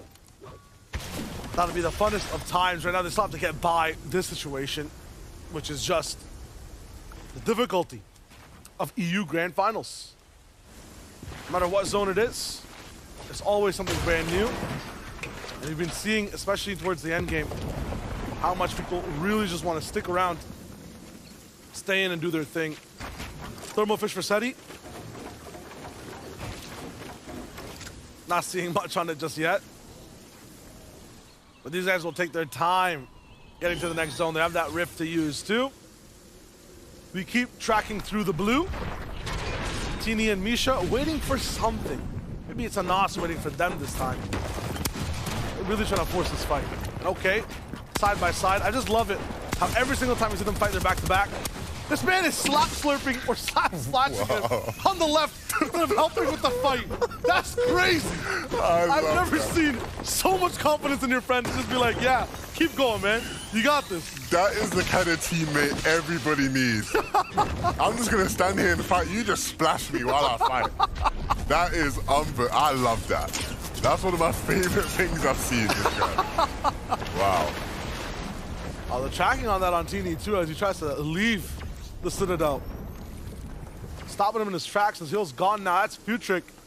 Watching him walk by. I mean, these guys are so stoic, poised. I feel like it just mentally on a different level to everyone else in the way they approach this game. Nothing can faze him. Yeah? You know what I mean? It's like he's seen it all. He's been there, done that. He's like, yeah, it's just another day. It's just a championship Sunday. What's that? That's every day for me. I am just a champion. That's how he feels at heart. Yeah, I mean, so many people in the grounds to try to be that type of champion. Takada, the expert of the podium. What do we have cooking right now? We got a lot cooking, Shayo. Thomas HD, Malabuka, you saw they were almost 400 damage above Surge, and in the first 2 games, they were having a lot of trouble with Surge. So what did they change up? You can see Malabuka quickly using those hollow keys to get that Breacher shotgun, but instantly, once they finish their Luth path, they continue to rotate out and look for those Surge locations, basing up in positions that they're not usually basing up at, constantly looking for opportunities, even making use of the natural mobility, the mud, to continue rotating quickly, going for their combat cache, looking for all the new angles possible to continue getting that Storm Surge, and like we saw, it is working. Man, Takada has a nicest smile, bro. You just gotta love it. That info too, you know exactly where Thomas is coming from. It's gonna be sick to see exactly how they keep it going. Chulex, Chicho didn't have as much inside of the house as to how their game started, but also 450 damage above. Cool to see the story of Thomas though, right, Levin? Yeah, man, I'm rooting for those guys, man. I want to see the curse broken, so the better they do, it doesn't look like it's going to happen. We'll see, man. You know, just a few more games still left. They got some chances back half of day 2. Golden Anchor, I think we had a little bit of a piece on them on the pre-show. That's what they could do, where they need to be, and based on what I saw on day number 1, we're doing really good at going back and forth with a few teams. Yeah, Mini broke down sort of how they were able to traverse really tough rotations, right? The kind of rotations where you're going all the way to the other side of the map from where you land. And so they've shown that they could do it yesterday. Today, a far zone will be one that they're familiar with. Try to keep running on that. No tripping for ref's guard. That's been a pattern we've kind of been seeing for both these players. Unfortunately, just not really having the cleanest games. Moving towards the backside of day 2. Anchor and Gold. We'll see how they roll. Finding ref's guard, interrupting that med kit, and now he's put on an ultimate timer. I mean, I don't think Anchor sees a teammate, so he might identify this as a solo situation. Gotta be careful how much you indulge and dip into the sauce of that, though, because there are other people looking to eat on the right side. Take Vico. Little split plant, good for him. Keep him moving. Gold spending a lot of time inside the zone and hasn't really healed himself up just yet, so they'll be able to hit that group splash and get it as fast as possible on the right side. Zone moving towards the top left, though, so they'll have a long ways to go. I don't think any of these players can stop moving. Misha and Tini as well have to just keep it rolling. What heals do they have? Medkits. We're actually delving into desperation times now. These guys, 10 slurps to 2 medkits. How far they fall? I don't know, man, but all I know is these guys are cooking. Yeah? They're still cooking? These guys are cooking, man. I just like what I'm seeing. All right. I'm seeing low surge, though. I ain't worried. It rises, though. Some other people go down. Got the apples. You see low surge, and then, like, we're just going to fast forward, and they're going to, like, come fourth or something. Yeah. They're cooking. I'm impressed. Doctor Scared 2 in general, they had like 4 apples there. That's like 4 days of just protection. All those PhDs. Fast Roki Kylie. They look like what we saw on day 1 from Golden Anchor, you know? Being a bit more disruptive, going through a lot of tough situations. But at the crutch of clutches, right? It's not just organized duo type gameplay. We saw some nice takes on height with these guys, but when it comes to execution, it's one of them really popping off. Yeah, I think that might be the problem, right? Yeah. The game where Kylie obviously clutched up, it was like, you know, they were happy about the zones they got in that game, but they still had to be a clutch to make that kind of game happen. So in games where they're not getting zones, it's like you're seeing them in positions like this where they are just, you know, very much struggling. To be fair, though, this is a ridiculous zone. Like, this specific zone in this map is the utmost northern point that we can see past Brule Bastion. If the game is making you go past Brule Bastion, sympathy. You get sympathy from everyone that's watching. Because this is not easy for anyone to be able to roll with. Oh, players should be used to it, though. This is very similar to game 2 on the day. Game 8, I guess. We've seen, you know, half Shady, half Glacier. And Misha and Tini actually rotating in really late. They'll step towards their next portion of the game. Right now, they're just taking a pit stop right here to rest. Let's see what Kiri has in the back as well. We saw them struggling a little bit at the beginning. Had to force a few fights and then got their surge up. Okay. That's just some damage though, right? Ooh, it's a knock on Volko. Kiri is just, he is something, isn't he? Yeah. I love it. I love the emotion, man. I'm liking the development of his personality inside this FNCS, 100%. Sure. Ooh. Been around for a little bit. Yeah. Swizzy taking on Seti. Ooh. Some big dogs fighting out here. In terms of who has height now in the very beginning, that'll be up for grabs. That's full Elam. Maybe just a knock. We'll see if he's going to be able to get back up. Cammy's running there. We just saw Cammy right in front of us. Rotating in front of Swizzy, and yeah, so it looks like it is just going to be a Cammy solo game for this one. But if we're being quite frank, what he's got to work with in this endgame is not the most fruitful, to say the least. So we'll see what Cammy can cook up. It's not even an end game. This is like a game end in terms of the zone. You need like a squad to be able to make it past this one. It's just tough. Inside the ravine, you see chaos. Inside, or just around Swizzy and Putrick. They're in the eye of the hurricane as everyone else forces a fight.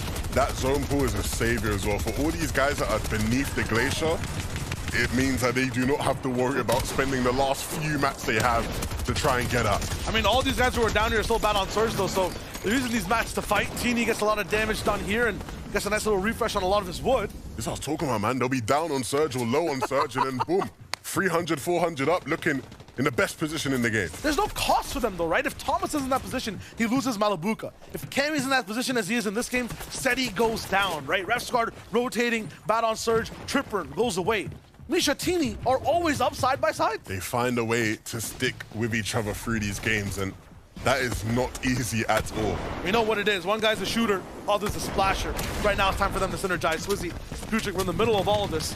Now they have to move. It feels like they make it impossible for themselves every time on rotation on purpose. Maybe just to warm up, to get active. Now they're going, all muddy, sliding up these ramps, and they make it look perfect. That is a very difficult rotation, done just flawlessly. Yeah, and even maybe looking potentially to go back down as the zone opens up more towards the south of Shady Stilts. But look who it is that falls. It's Putrick that gets caught up in that rotation, and so it leaves Swizzy to his own devices. Thomas, he's not really been able to find much room as a solo here, and eventually gets flushed out the lobby. But Swizzy really has a chance to cook as a solo with what he's working with. Materials are looking good. He's got some HP to play around in the zone with if he needs to, and the weaponry is always going to be on point for this duo. Looking really good in this position. Meanwhile, the rest of the servers still active in their fights. Vico picking up 2. Total Moneymaker also goes down. Gotta focus almost on the ground though, as more teams have to elevate. Chicho, Trulex, both alive. That's a good sign. They're together now. Very good sign. Because when they are together in these games, Shayo, magic always seems to happen.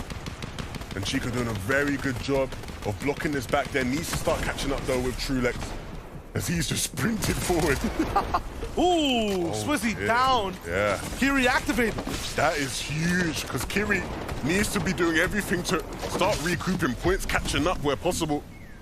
And that is a great opportunity to do so, taking out some of his biggest competitors. Chicho did not make that slide down, but Trulex is actually picking him up in the middle of this rotation. Zone will eclipse him, I think, as this locks in. 10 seconds of timing and position loss with your teammates still in the game, and it's Chicho. You need him in there. Clutch player makes it happen. Trulex has to get him to the next position now, and he has to keep up, though. Inside the right box. Pull back. Ooh, and they have to go back towards that wall. Godwin over there took a lot of damage. He's not going to edit that one again. Matt's looking real low for Trulex. I don't think they have anything right now in terms of builds, so they have to lock in towards the fight. This is so scary. Builds that aren't theirs. They literally were just fighting a team here. And as this goes down on low, Swizzy gets another pick on the Seti again, so that's going to be completely going down. We'll keep rolling in and seeing exactly what happens next. Chicho back up on the backside with Trulex. Has his Hellfire in their boxes side by side. Kiri up front in a very good spot as Clownski rolls at the sky. Yeah, and it's going to be an easy time up there for them. They're not really going to get much vision onto players beneath to be able to get the elims they want. It's just all about holding on, making sure there's nobody there to take height from them. Height's going to be tricky though, because it's just getting higher and higher as the ground drops lower. So Clownski and Groves, as you said, will have such less interactions with everyone. I don't even think elims are possible from this high of a layer, so Roll starts to go down. Kiri and his duo user are looking up though. They are playing on them higher layers. And finally now starting to find their feet in this game. A refresh there in the zone. And now trying to top their way back in. They spot Hellfire Rod running in. And they're going to try to put an end to his game. Concussion up. Everyone is so far behind zone. If you don't have splashes, you're going to go down. Kiri going by a wall. Double edit to reset and then gets past the two. He's working against his own teammate in the situation and still landing shots. Clutch situation for Kiri though. On the right side, taking beam, still landing big hits on the corny, but he gets that down. And this is where Pink and Vico want to be. They're the ones that gatekeep the zone, but now getting stuck beneath, running out of mats as well. And it's all about the players above them who have it. Clown and Grows, an easy game where no one's really contested them. And so they can just now sit down and spray as much as they can. Pink still in this game. Hellfire trying to run in after he lost Nebs. And it's going to be about those two fighting it out below. Pink picks him up. And so now the 2v1 for Pink to try and make some magic happen. More mats on his left side. Chooses not to get that brick for now. Crouching on the backside. 200 metal to use. Big shot denied. Clownski rolls up high. Win that game. Pink did his best, and he did big damage onto the duo. But unfortunately, he never was a match for them. They were just too stacked up above. And like we said, during the first move in zone, it was just so easy for them. Just had to top out, a bit of pressure here, a bit of pressure there, but nothing too crazy. Look at all these slurps. No wonder they were able to big chill like that. There was never going to be an issue for them with all that loot. It's nice. The win condition for a difference of thousands, tens and thousands of dollars on the day. They're going to be shooting up the rankings, doing really well on that win, and they wanted that win off the rip, right? Could have done so much more to stay down, get some more elims. So big shout outs to Grows and Clownski on game 10. Textbook gameplay. Yeah, in the double digits now, this is where things start to get serious. If you can have these kind of good performances, the difference is going to be crazy in terms of the money you're going to be making. And so they will be having a big, big smile on their faces after that one. You mentioned double digits. We only got 2 more games to go. So tossing over to Ian to see what else we got lined up in store. Levenshire, thank you very much. You're right, money talks, and we're at crunch time. And when it gets to crunch time, you've got to bring a Taco into the mix. Taco, how you doing? Welcome back. Feeling pretty good. I mean, it's been a fun day so far. Did you expect this duo to come out on top in Game 10? After seeing what they did with the height overtake, yeah, that was just an excellent height advantage that they played out entirely, and not really a whole lot that the rest of the lobby could do. We've seen so many teams getting suppressed in those lower layers. Yeah, we did. It was Vox and DKS all the way up on height. They got chopped, and it was a perfect high ground retake. Had a really good time because, of course, they had so many of those slurp juices. They're just able just to expend those and, of course, expend the materials that they had as well. This is just absolutely perfect stuff. Using, of course, those flapjack rifles just keep applying that pressure down below. I mean, look at his ammo. He has so much he can just keep raining on down. And the other thing to keep in mind as well is that this opportunity was provided by the fact that we saw some of our heavy hitters higher up on the leaderboard not be contenders, essentially, for the high ground. I mean, we've seen Swizzy and Putrick up there time and time again, but as we know, had an earlier spill earlier on, getting Elim opened up the route for Growls and Klosky to essentially take it. Yeah, fantastic stuff from this duo. It makes it entertaining for a neutral watching along, isn't it, when some of the big hitters do drop out earlier on, because it means we can see some different duos that we haven't necessarily seen up top really perform. Yeah, I mean, Pink and Vico, one of those teams that, of course, did end up performing well right there. We saw Pink just trying to clutch up as much as he can. Getting a second place for those guys is really, really good, because that was a really difficult zone, considering their drop spot as well. It's a very north zone, and they land quite far to the south, so it's good to see them starting to perform under difficult circumstances, but it's a little bit too little too late, potentially, or can they clutch up? I mean, there's still opportunity, I think, to try and really break into that top 10, and that's the main focus right now for Pink and Vico. They know that they're behind on the day. They knew that it was going to be a difficult circumstance, but the VOD reviewing sure to have helped them out a bit, because here they are in an endgame, and again, it's really just about making it to the endgame and giving them this opportunity to perform, because Pink, even though he lost Vico early on, you have to remember, Vico still had 6 eliminations, which is bound to play a pretty big part into their total point count. And we've seen Pink just clutching up so many times. We've also seen Vico doing it probably more often than Pink. And I think that's what I really like about this duo is both individuals are so solid, are so strong that we often talk about Vico as the guy that's going to clutch up as a solo right there. But Pink's saying, you know what, I got that too. Yeah, and I mean, you alluded to the top 10. Here it is right now. And let's not forget, you know, there are some teams in the mix that have already qualified for global championships, but in theory, the top 10 positions, it will filter on down. It's vital that you make it, and we've only got 2 more games to go. And again, look at Vico and Pink, though, up 7 positions. They have successfully infiltrated the top 10 of the leaderboard. And it's not even just the prize pool, it's up for grabs. You have to remember, it's that contention for globals, and Pink and Vico aren't qualified yet, so they definitely want to hold on, and they definitely want to keep going up. And even Kirian and User as well. These guys are doing fantastically well, moving up 3 places. Of course, that now puts them in the qualification range for the Global Championships, and that's what it's all about. It's not too late yet. There's still 2 more games to go. There's still time. And listen, if Swizzy and Putrick drop early again, anything could happen, and that is exactly what happened this time around. Let's just touch back on that one more time. Yeah, I mean, when your front runners are going down this early on, a lot of other teams will start to catch up, will start to get those points, and very, very rare from this duo. I was very surprised to see them go down at this point, very uncharacteristic. Maybe nerves are having a part to play because this is a pretty good zone for them. We've seen them perform in different circumstances, and I wouldn't say this was a more difficult circumstance than before.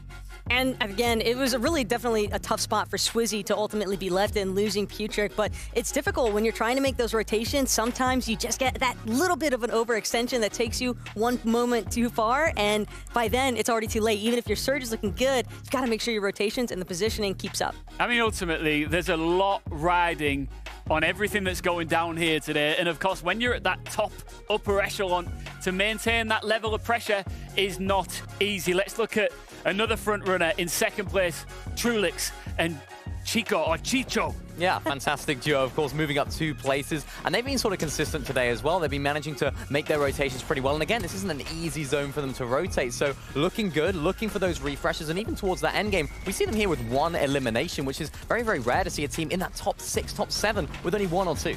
And it just kind of is a big indicator as well to the fact that they're just being really smart about how they're actually moving through these layers. Because again, you know how many teams are going to actually be trapped inside those mid-ground layers. A lot of congestion being forced as well because of Growls and Clownski basically forcing everybody to those lower layers and just sticking it through. And again, the way those moving zones are pulling through some of the natural terrain also pose a pretty big issue for these teams.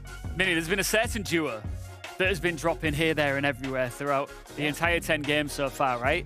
Yeah, they have. Yeah, it's. I mean, we alluded to it earlier on. Of course, Teeny and Misha, they've been dropping all over the place. But I want to highlight that. But we need a name for this little thing. What should we call it? Drop swap. Drop swap. You taking credit for my name? Oh wow. Oh wow. You doing me like that? As if we pre-planned it. Drop swap. I mean, they are landing absolutely everywhere.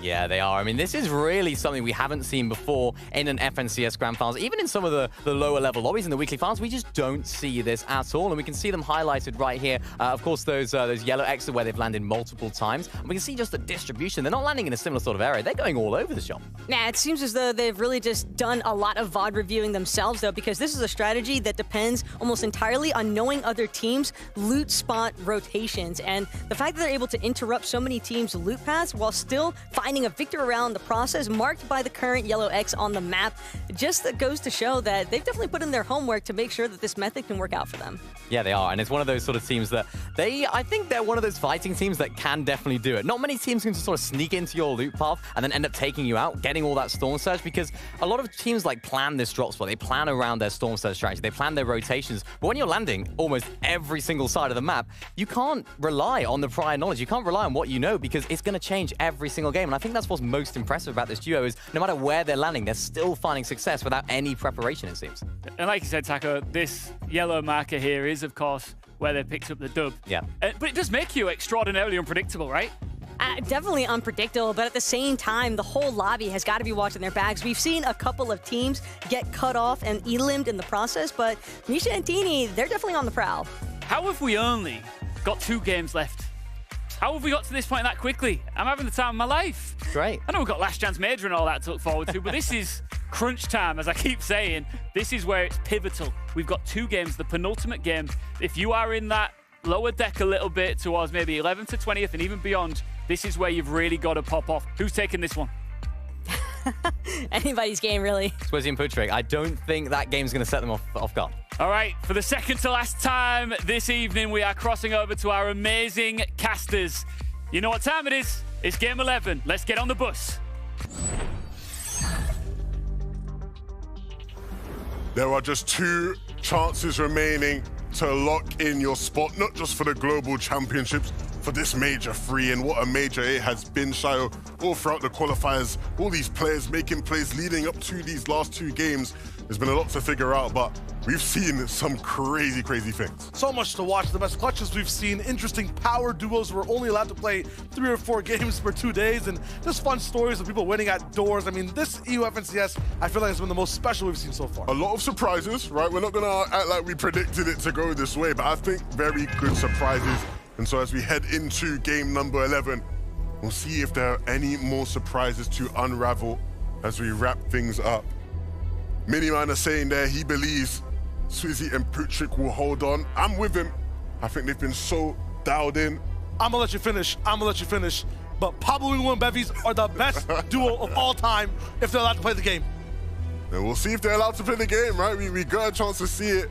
Do they win this battle contested at Secluded Spire? They did last game and then got cleaned up by Akira and Skyjump.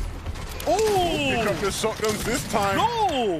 A quick little dodge, but the shotguns are in hand. I'm surprised he doesn't go for the chase. Ooh. Mammoth pistol to Bevies. Another one that Pablo blocked. Shotguns here, but they know the danger. Wait. Knock for knock, and another one good for Pablo. Not done yet, though. Where's Skyjump? That's a big question, right? It's not done. Ultimate Fight is not finished. The good thing is, though, is that Bevies wasn't finished, so yeah, the revive can come through, and they'll be ready for anybody that comes to third party. Oh, I assume he's cooking. I drop down, map down. He's defending Creaky like it's his hometown. Yeah, he's making it that. We'll see exactly how that happened. Yeah. You see that taking the brute force of it. I drop taken out. Whoa, big shot. Nice slide. They gotta come back. I mean, there's a bunch of teams that are, you know, maybe middling or they're down right now. We'll see if they can actually bring it back. Look at Misha and Teeny. They're playing off the map for the moment. Another new spot to check out. I mean, if it works, keep going. Untouchable. The ghosts of Fortnite. You can't stop them. They go anywhere they want to go. You guys are ready for the fight this time. Skyjump Akira trying to interrupt, but this is a different Bevies. A different Pablo Wingu. Trying to get close and personal, but this is just very similar. It's just kind of a off drop, one loot, available fight. Big edit, nice mammoth retake on the wall, but not gonna be found past that. 1D defense and double walls up top that are controlled by Bevies. Skyjump has that mid wall though, and another one too, so in terms of chassis, been able to actually push up the pawns. Bevies though, man's a king. You can't stop him. No checkmate here. A big siphon. As Skyjump basically queens himself, now he can kind of move wherever he wants to go. Pablo though has mats. He can still rock this. Alex for high ground is on a timer. Stops the res once again. Picks up an extra weapon, maybe for just a bullet. Anything matters right now. Skyjump's loadout. Packs a punch though. He's baiting the res once more. Pre-fire shot denied. Pablo needs something else here. Flapjack in tow. Shotgun's there too. Pound for pound, though, Skyjump hits harder. Gets the siphon, it's baited out. They are stopped again. Wow. They are the most powerful duo in the lobby when they just get out of Secluded Spire. Thanos can't get his glove. He doesn't have the stones. It's tough. That's what it is. It's really tough to see because we know what they can do when given a chance to play out games, but Akira and Skyjump are just going to keep on hunting. The duo we've seen nothing from, basically, this day two. Ken and Uguay had some struggles, just about 24 points on the day in total. Was hitting way around town in their lonely laps. It'll be slightly different knowing that Misha's here now and kind of maybe throwing an extra duel of a wrench inside the mix. I feel like Skyjump's only purpose is to challenge this off-spawn fight, and then they're gone too. Yeah, beyond that, they've not been able to showcase much of their talents, but still leading the charge, leading the way, showing, I'm sure they're big inspirations to many console grinders out there who aspire to be at the top level.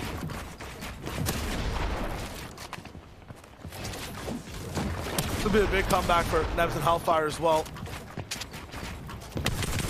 Slightly consistent points on the day. Those top teams are really raking it in though, so if they want to change up their placements where they end up inside these EU finals, gotta make sure that today just goes really well. Quixley Group is just having trouble winning any of these 2v2 fights. Have faced so many different duos. It always ends up in a 2v1. Quixley burning through these materials. Trying his best to stay afloat.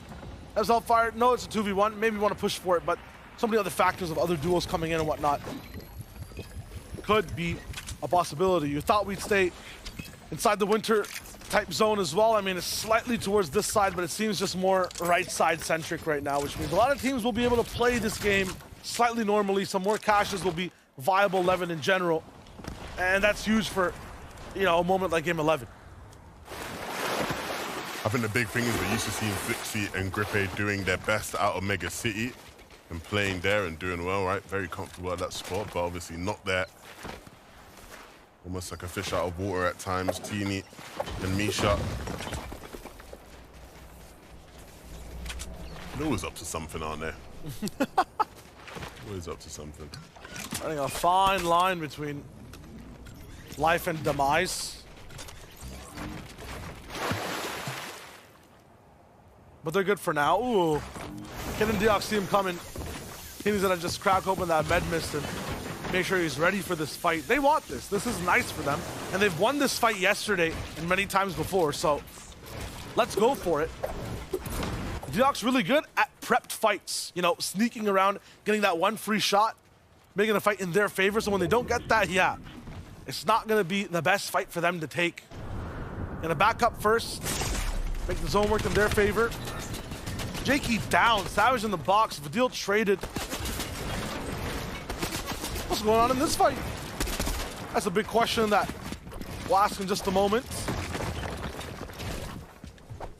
Robot Axe Force looks like everyone's kind of losing a little bit of the patience of slower fights and maybe even losing their balance. Savage is gonna be tracked. I don't think he has any mats. Big Mammoth shot. I mean, this guy just doesn't miss.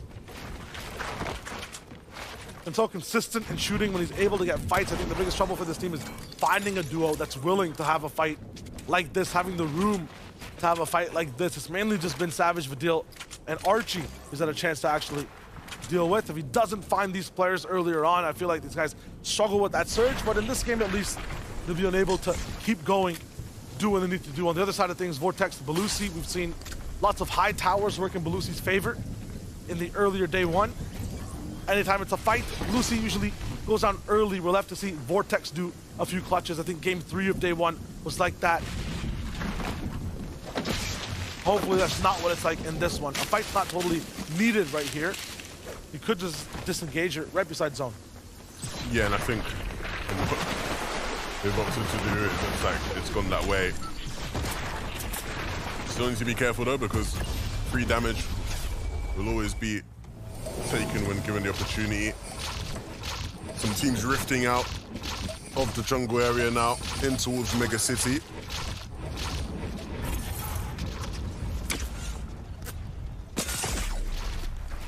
Adi and Tropex have done a really good pivot this entire FNCS Grand Finals to actually have playable games all the way up till game 11, right? We were expecting this to be a brutal 50-50 off spawn against Refsguard and Tripburn. Up till this point, have been really good at just playing their own game. I mean, you've seen how tough it is with Surge and the end games we've been seeing so far, so they have to make sure that the games they do get to play, they get as many points as possible. Pink and Vico, I'm super excited after that last game, right? Yeah. Spoke to Pink after yesterday's performance, and the main issue they were really having is that they just weren't getting to end games as a duo. Right? We saw a bunch of Vico as a solo moments yesterday. The first game, we see them as a duo in endgame. Pink's able to get second place, right? So these guys can stick together. Silly little small mistakes are the things that are stopping them from getting there together. And if they can iron those out, they will climb in these last 2 games. This is a zone that works better for them too, so I would feel like might be time for them to just lock it in. get at least 3 good games under their belts. 1 already happened and 2 more are yet to go. Game 11 of EU Grand Finals.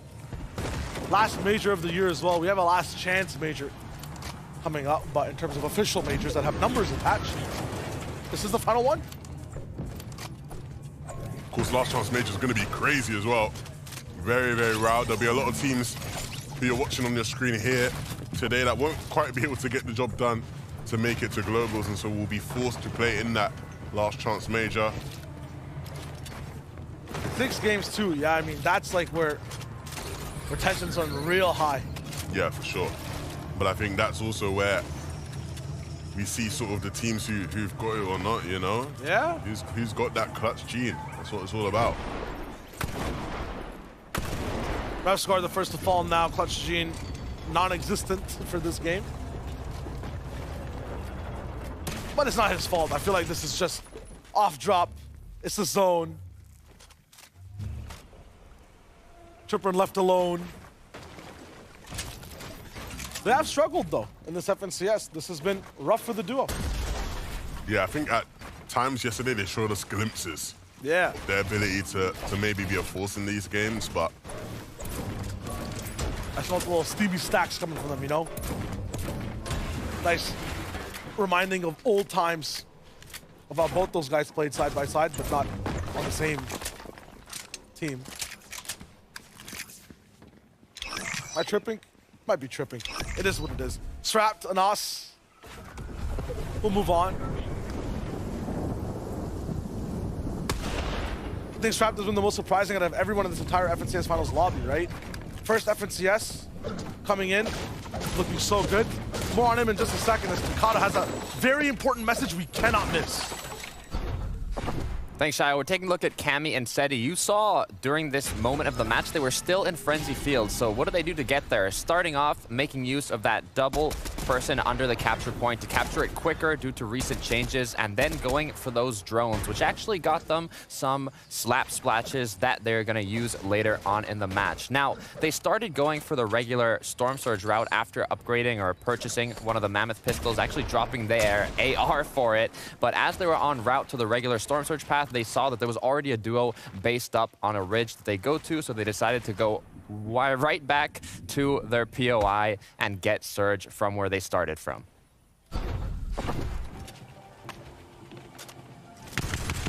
And Cammy, of course, still a big threat in this tournament for the potential first place. And so we'll keep our eyes on them.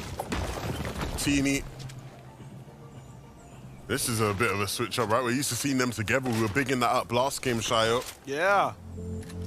Very different. Yeah, he's going to have to go for the reboot now. Is he a guy who reboots, or is he a guy who just, you know, makes a brother watch? I mean, under these circumstances, you probably should be thinking about a reboot. I don't think it'd be impossible. Does he have the facilities for that is the question, because zones are closing ink, and at the same time, this man is running out of builds. And Uruguay swam their whole way around Lonely to get to this spot. Rift Island is also spawning, so contesting those big points. Grols, Clownski, they're here. From a win to a position of getting even more points again. We'll see if it's possible for them to turn Game 11 their way again. Ken's not letting this happen for free. Another team comes in towards Rift Island, and now actually it shoots them from way far away. Now they gotta be careful as to what they open and what they don't. Also, Loot's already down. Grols has got this. Trapped at the top because of the cone. Love to see it. Not too many people here. It's such a awkward spot for the island to be. I feel like this is the least populated. We'll see it all major.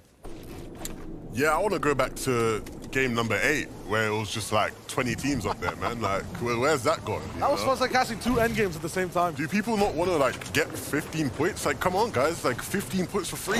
Think about it. Right now, you have a certain amount of points, and you could just add 15. Like, hello? Like, am I missing something here? You need a megaphone inside the game. Oh, they do not want to give me that power. They do not want to give me that power. Look at this zone all the way in the southeast. Kenjutsu crossing vibes and barely anybody in it. Literally about 4 teams operating in the zone at the moment. The rest of the lobby all have to make their way to that safe zone within a matter of minutes. If I'm Roban, I'm so happy. And he's exactly where he's supposed to be. Inside the crossing, looking for any tag that he can find. Should be so good on Surge, but some opportunities missed. Mammoth Pistol not connecting just yet. This is the first time we're gonna really see these guys have the game come to them. I feel like I'm watching Queasy and Veno from Chapter 2 right here, just chilling on top of Kinjitsu. Everybody having to rotate into you. Big chilling. Don't think we'll see the same endgame greatness from these guys, but who knows, who knows? Never doubt. Needs to be careful, don't want to over-peak. There are players at the gas station looking at you. I think it was Vanyak that was trying to get involved in the action. Teeny is going to look like he's playing this one out as a solo. And I don't doubt him as a solo, to be fair. I don't doubt Teeny at all anymore after the things he's shown me this weekend. But certainly is not looking favorable with such a long way to rotate in and so many different teams ahead of him. His position is not the best spot to be in at all. And his location is now known by those players, or some of those players above him. I mean beneath him, sorry. Yeah, something cooking with the slide. No build, so he's just being very careful as to where and how he moves. Has to share the slide as well a little bit, so guys just watching the POV of Teeny's end, I guess, this game. I mean, yeah, I don't know. I'm trying to like theorize how he like really gets back into this game. Maybe he would have like ran into the vault and tried to get some shields or some loot. I don't really know. Either way, the game continues with or without Teeny. And Trulex will definitely be happy about the game continuing. His loot is looking great. Come on, his position is looking nice. And he's getting some free damage onto X-Force and Roban. If that's anyone else, I feel like that's a full fight ready to happen. Yeah, but I think the good thing is it shows their discipline, their maturity. Not using that damage to just take the fight, using it to get ahead of that team, right? Roban and Axforce were rotating to where they wanted to get to, and they were ahead. They said, no, you guys have to stop, heal up for a second, we'll run straight past you, and now we can just keep holding you in, keep stopping you from getting into the zone. Tulis just wants to get Chicho ahead to a spot where they can get even more damage done. There's a reason for that too. You stop for a fight right now, look at how mobile every other arrow is on that bottom right side of the map. They are just moving to that zone line as fast as possible. Thomas G. Malabuka right beside him too. They'll get in. They'll big chill.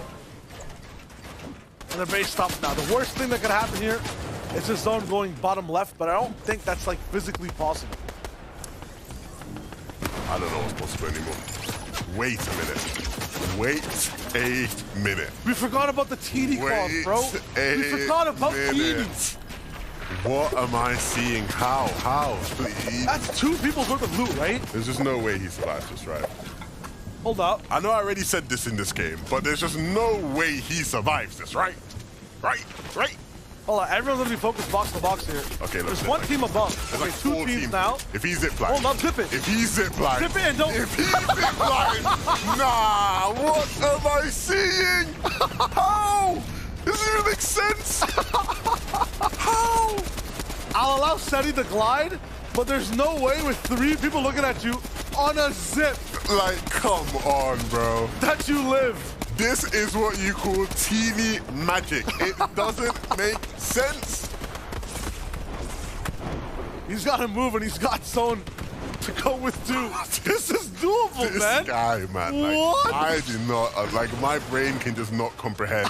Mustache and Hide on Bush deciding it's time to rotate on by. Mustache needs to be right behind Hide on Bush, needs to make sure he's following properly. Cannot afford to get too split up, and it looks like he has gotten a bit split up from him.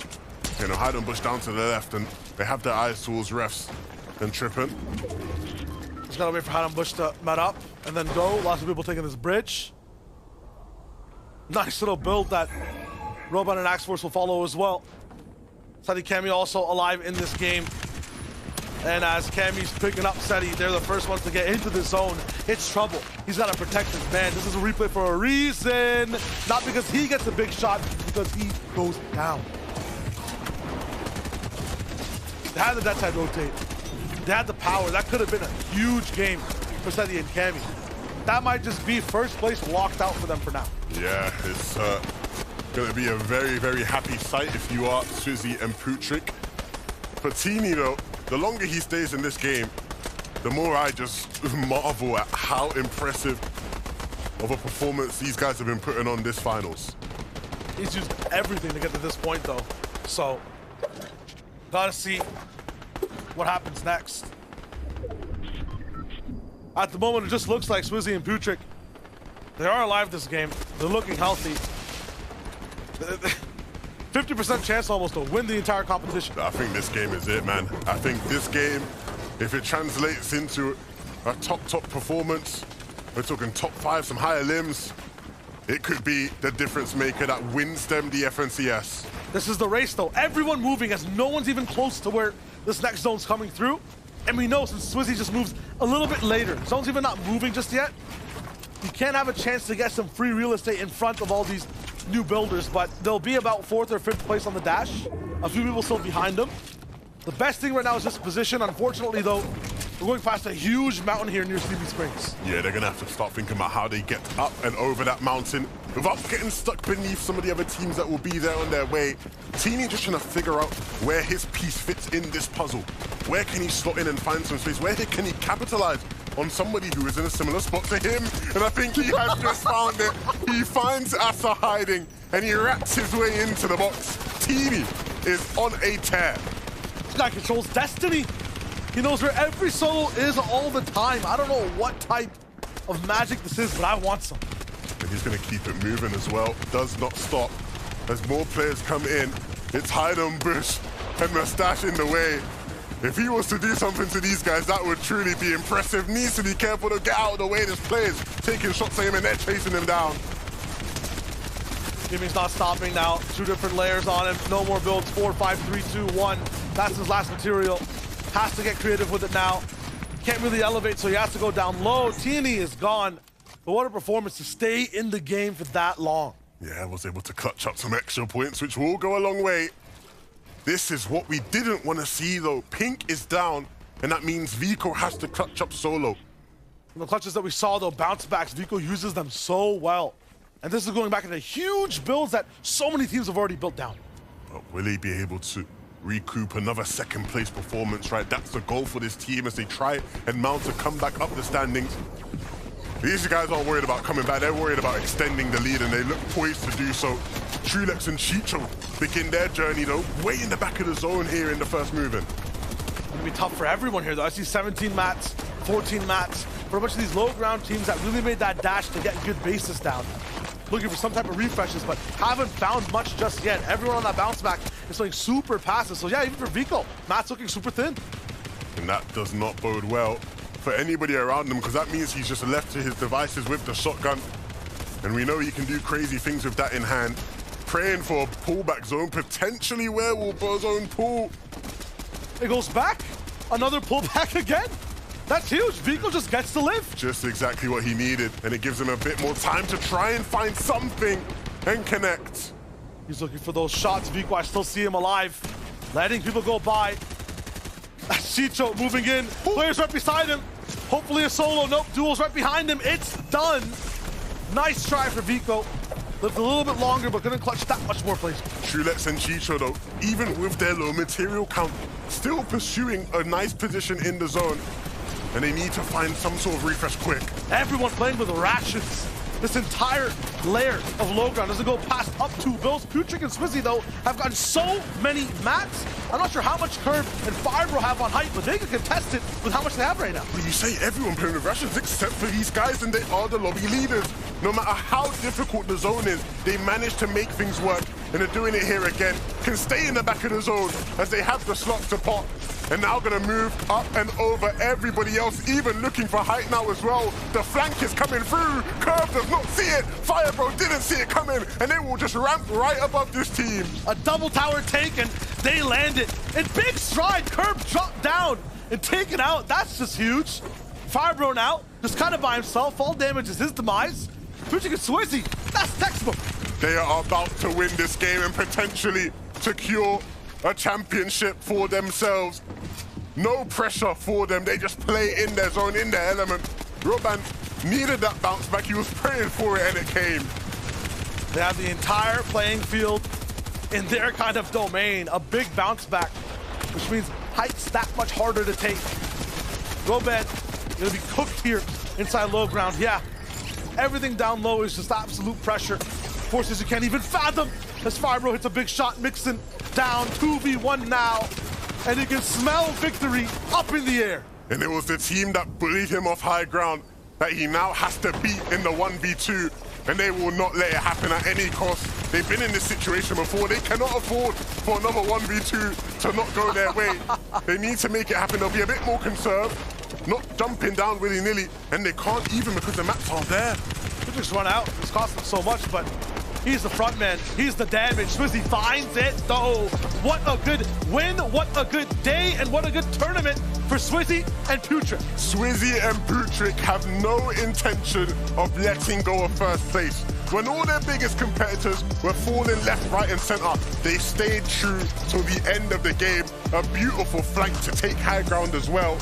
And they deliver on the goods. A big, big win and a big performance from Swizzy, picking up all the limbs towards the end there. Absolutely. Leave it up to consistency. Tune into just the leaderboards. If that's all you were doing right now, your eyes after this game are definitely on Swizzy and Putrick. They're in the limelight. They've got the win under their belts. They're ready for the final game of EU. It's looking so good for these two. Very, very proud of them.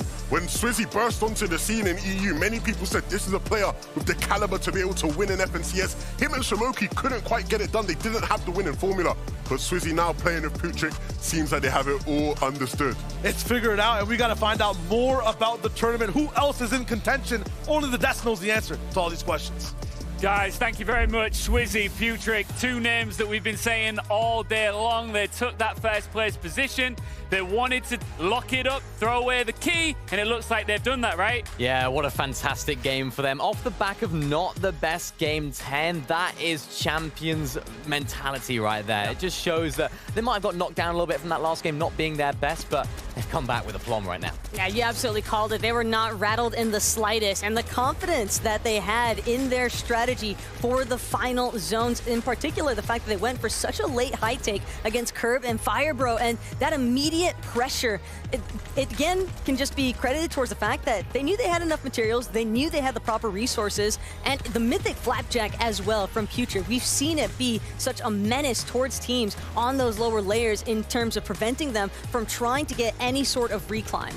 I mean, look at this from Swizzy as well. You talk about winning. They won it twice, almost. They still had a slurp juice, a med miss, and of course those splashes as well. So even if it did just go to a heal off, they still had it all. You see it in all competitive sports and esports when a team maybe takes a little bit of a shake. It looks like they're about to stumble and fall, and they bounce back.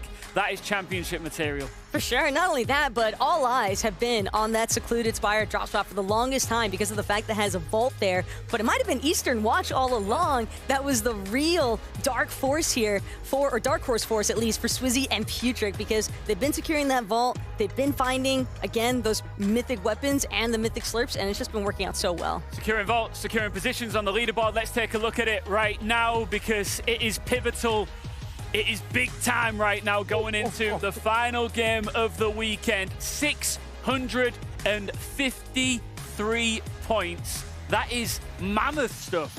207 points ahead of Truelex and Chico. But Truelex and Chico have done a fantastic job of holding that second place spot as well. Even for them, that was a really, really tough rotate, but they keep proving as to why they deserve to be in that top spot. You can see the eliminations haven't been quite as much from this duo. And of course, no victory royales for them, but the consistency from this duo has been so good. And even when they're down bad, they're looking bad on the materials and everything, they still managed to pull something crazy out of the bag. That is such a massive lead, though. I mean, at this point, for Truelex and Chichu, they've really got to try and pull out all the stops if they want to secure. If anything, I think it's mostly setting on ensuring that second place stays intact for them. But so far, like you just mentioned, Minnie, it hasn't come off the back of Victory Royales. It's just been consistent gameplay through placements alone.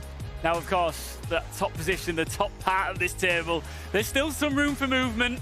in some areas, and that is vital for a lot of our teams that are competing here, because ultimately there are positions up for grabs in the Global Championships. Now, originally, it is the top 10 teams that qualify. Many, of course, some of our teams in the top 10 have already made it to the big dance, so it will drop a little bit further, maybe to around 15th place. We've got to see some teams make some moves here at this part of the table and beyond.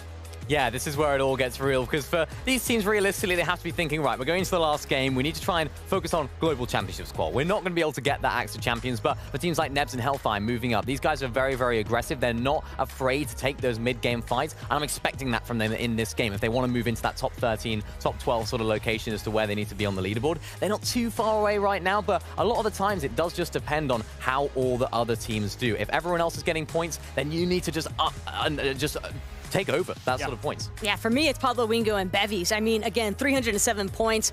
Quite a massive comeback story for them here today in day 2 as well, because being at that secluded spire, having that 50-50 right off spawn, it's definitely a difficult position for them to be in, but we've seen this team acquire such high placements. Realistically, if they're able to find a victory royale, that could just be enough for them to make it through. I mean, they deserve it just based on those games they do make it off spawn, because if they can do that more consistency, then yeah, they should be in those global champions. It's roughly around the 16 and 17 mark where you might qualify at this stage. Now, that is roughly, because anything can change, of course, in our final game. One team that jumped up a place again, and it is nice to see them in fantastic form, Vico and Pink.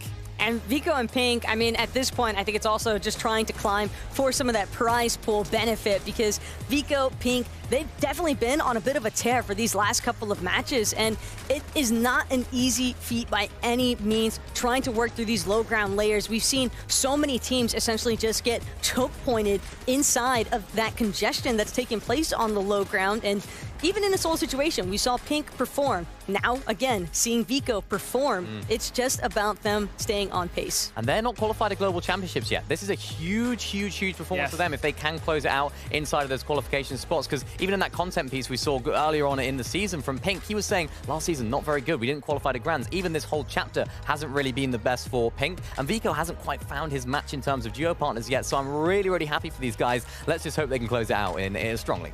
It's what I love about this tournament, because it's not just all about getting that top spot and that first place position here. Of course, there is value in finishing strongly outside of becoming the finals champion here, and that gives that extra incentive, not just for all of the players who are competing, but for everybody watching at home. Going into this last game, it's all for grabs. And it's at least as far as 2nd through 10th is concerned, I would say at this point. Because Swizzy and Futric, I mean, kudos to them. They've done an absolutely fantastic job to put themselves into the position that they currently are today, and it's just been an impressive weekend so far. Yeah, that's what I love about Fortnite. You always have these other storylines to focus on. It's not just about who wins or who loses, it's about who can qualify to those global championship spots. Of course, there is 10 of them up for grabs in this grand final, so keep your eye on those teams that are just on the bubble. All right. This is it. We're getting into the final game. No more tomorrows. Taco, can I just borrow you for a second? I've been using my hands a lot, so I might need some extra digits here, because it's not game 10, it's not game 11, it's game 12 that we're going to. I like that. Thank you very much. Let's do it. Battle Bus, one more time.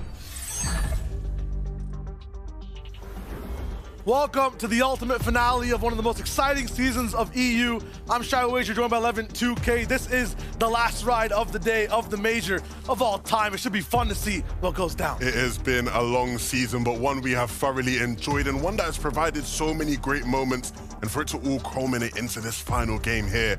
I know the players will be nervous heading into this last game, but I'm feeling a bit nervous now. I usually don't get nervous, but I'm starting to get a little bit shaky, you know what I mean? A little bit right. It's when you know exactly what's supposed to happen, but you're not sure what might go wrong. And that's the exact circumstance of this game. Swizzy, Futric in first place, but so many, 2 top contenders actually nearby who could take their title. Yeah, the potential to see a player come from another region where he's been dominant and come to EU and be dominant, unprecedented levels of success. And we'll see that all conclude here after game number 12. Will it be Swizzy and Futric to hold on? I think many people would expect that to be the case, with such a lead coming into the last game and with such a locked-in game plan that seems so ironclad. Many people will expect them to continue, but so much all across the map, Shayo, that still has to be concluded. Yeah, you talk about Swizzy, you talk about half the people in the top 10, how their game is played is dictated by one fight that happens every single game off spawn. It's the Spire. And we tune back in, and I do not see contestation. I repeat, the first time this FNCS, I do not see contestation. There's no Pablo Wingu, there's no bevies, there's not even a disconnect. There's 50 duels in the lobby. They've chosen to disengage and go to a completely different spot. That is interesting. Look where they are, playing it safe. They want to play the last game. They don't want to watch from the sidelines. I think they got tired of Akira and Skyjump third party in them, and they finally decided, look, we'll fight with scraps if we need to. We just want to get the chance to play. Are they going to play, or are they just going to live for a little while? Because for them to play, they need power. Are they going to live, or are they going to just survive, right? You know, truly, living, you sort of got options when you're living. Yeah. When you're living in life, you got options, but these guys, it's going to be all about surviving in this lobby. A scrap loot path, and a new loot path being uncovered for Teamy and Misha. Another game where they switch up where they're landing, west of the Shattered Slabs area. Watch Misha just be like a developer who's coding in random buildings and just dropping at them. Game after game after game. That's what it looks like every single time. It's crazy. I drop map, a spawn fight that doesn't really go their way. A lot of the times, it's Irazumi, I believe, is on the other side of this. Him and CNET have been taking really good trades, actually, in 2v2s. In this game, if you're not even in the top 10, it's okay. It's all about trying to just up your prize at the moment, and CNET will hit some nice prize shots in this fight. He just never misses. Always has enough damage to take down one individual before he might go down, but it's not up to Irazumi this time. It's CNET. He needs to clutch this one out, and he has all the utility and loot to get back up in HP. Does he have the time is a question. Yeah, he doesn't get time to get the big pot off, and I think it is a result of him. Oh, okay, maybe I'm just gonna let him have it. Yeah, he will. He will be able to pop it, and maybe even get some of the med mist off as well.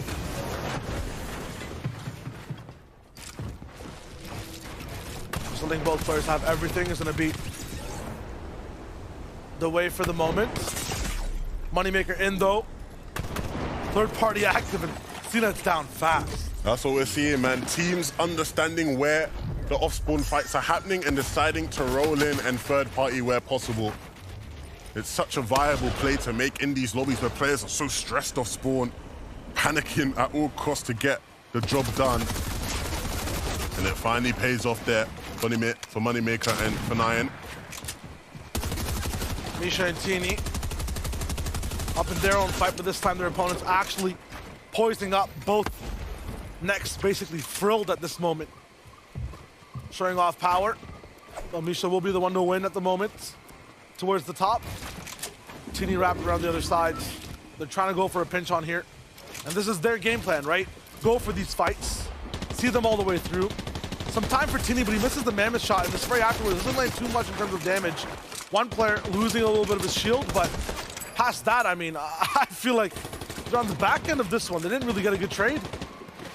Yeah, this isn't gonna be a spot they drop out again. One, because it's the last game, but two, because it doesn't seem to have paid off in the way some of the other spots have. And unfortunately, if things keep going this way, it might be the last game for them. And they won't get a chance to play it out if they go down. Some nice HP coming in, but really and truly, they're gonna have to hit some big shots here. Garrett is trying to escape though, which is good news.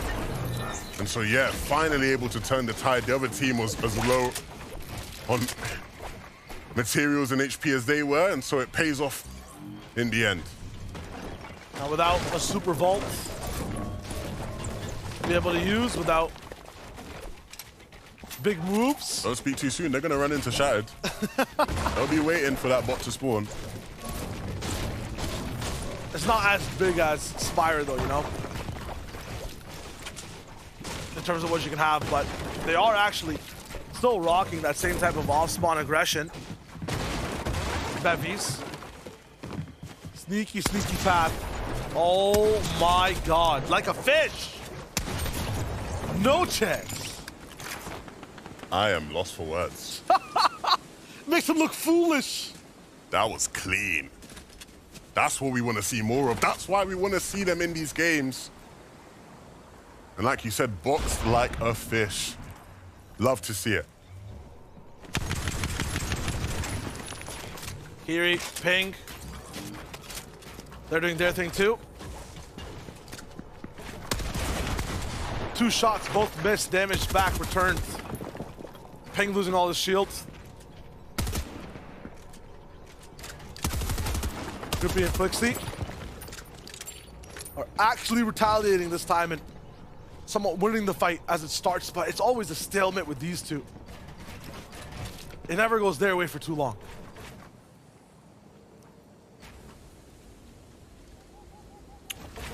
Archie and Jakey Fan have been ever present in this area of the map of Spawn, causing issues for a couple of different teams. I saw some beef on the timeline between Archie and Vidal and Mr. Savage, yeah. Our fan favorites heading at it, you know. It's painful to see, and this will be painful for Archie to be dealt with. It's been Jakey Fan that's typically been the one doing the clutching for this duo this season. And so Archie, with their FMCS on the line, doing everything he can to make this work and even going for the revive. Will they let it happen though? Here's Kef coming for him and so decides to ward him off with a nice little shot there and will go right back in for the revive. I think that should be enough for him to get it confirmed. More pressure coming in. Is he just gonna stick it though? Looks like it. And finally opting to just stick it right to him. Archie not playing no games right now. How many times do you have to tell one person to leave is the question. It sounds like he's coming right back. What on earth am I watching, man? Kef is just that annoying fly on the wall, you know? You keep swatting it away, it just comes right back. Newspaper doesn't work, you go to the flash swatter, doesn't work, throw the couch. Throw the whole couch. Just throw the whole couch. That's what Archie does. That last shot, huge. This fight, 40 minutes. Give it 40 minutes, it'll finish. Yeah, it feels that way at times, right? Usually in Kiri, though, they'll want to get it done a lot sooner than that. You'd assume that this final game will be a bit tighter, too, in terms of every single player trying their best to stay alive and go for that placement, but a lot of people doing their last-ditch effort at switching a few drops, maybe going for fights instead of really tracking that surge. And we see the lobby that has 91 people drop to 76. Well, yeah, look, you know, it's the final game. Desperation has fully kicked in for all these different teams. No more, you know, hopium and copium to get you by in these games. You just have to do something. And ultimately, in this case, a lot of the time, it is just taking a fight you wouldn't necessarily take or just completely switching up the way you're looting and where you're looting. Gotta make sure if things go right, at least you still play the same. Even if you're making rash decisions, make sure your shots land within those rash decisions, because once you switch up the whole play style, that's when things start to go really bad in terms of even staying composed to land a few shots. Swizzy, unless he finds like a insta medkit on the ground, there's no chance he lives that one. Our first place team in a spot of doom. Yeah. Will their lead be enough is kind of just a question at this point, because Trick, this 2v1 is going to be nigh difficult. Hold on. Wait, he's cooking. 1 HP. No chance. If he had time, If he had time. 321 points in theory. That's the number we're sort of looking at from him. Oh, 600. I forgot yesterday. We got to add yesterday's points. I did forget. That's on me. So, a lot of points still separating them. And so it will have to be a massive game, an absolutely massive game from Trulex to be able to come back on that one for sure. It's not the most likely of things, but yeah, I think for the most part, it is going to be that race for points to catch up and get to a different point in the leaderboard. In any case, though, for the last time this season, get out your pen and pad because we got Takata to fill us in. You were talking about a race for points, Levin. This is a race to global championships as Pablo Wingu and his duo partner Bevies, after contesting Skydude and Shaycross every single match at the Spire, have decided to make a change in the last match, being in the 15th spot, just very close to the borderline of the global championships. They decided to drop in a completely new location, west of Friendly Fields, out in the open, changing up their drop spot and playing for that qual. Noted.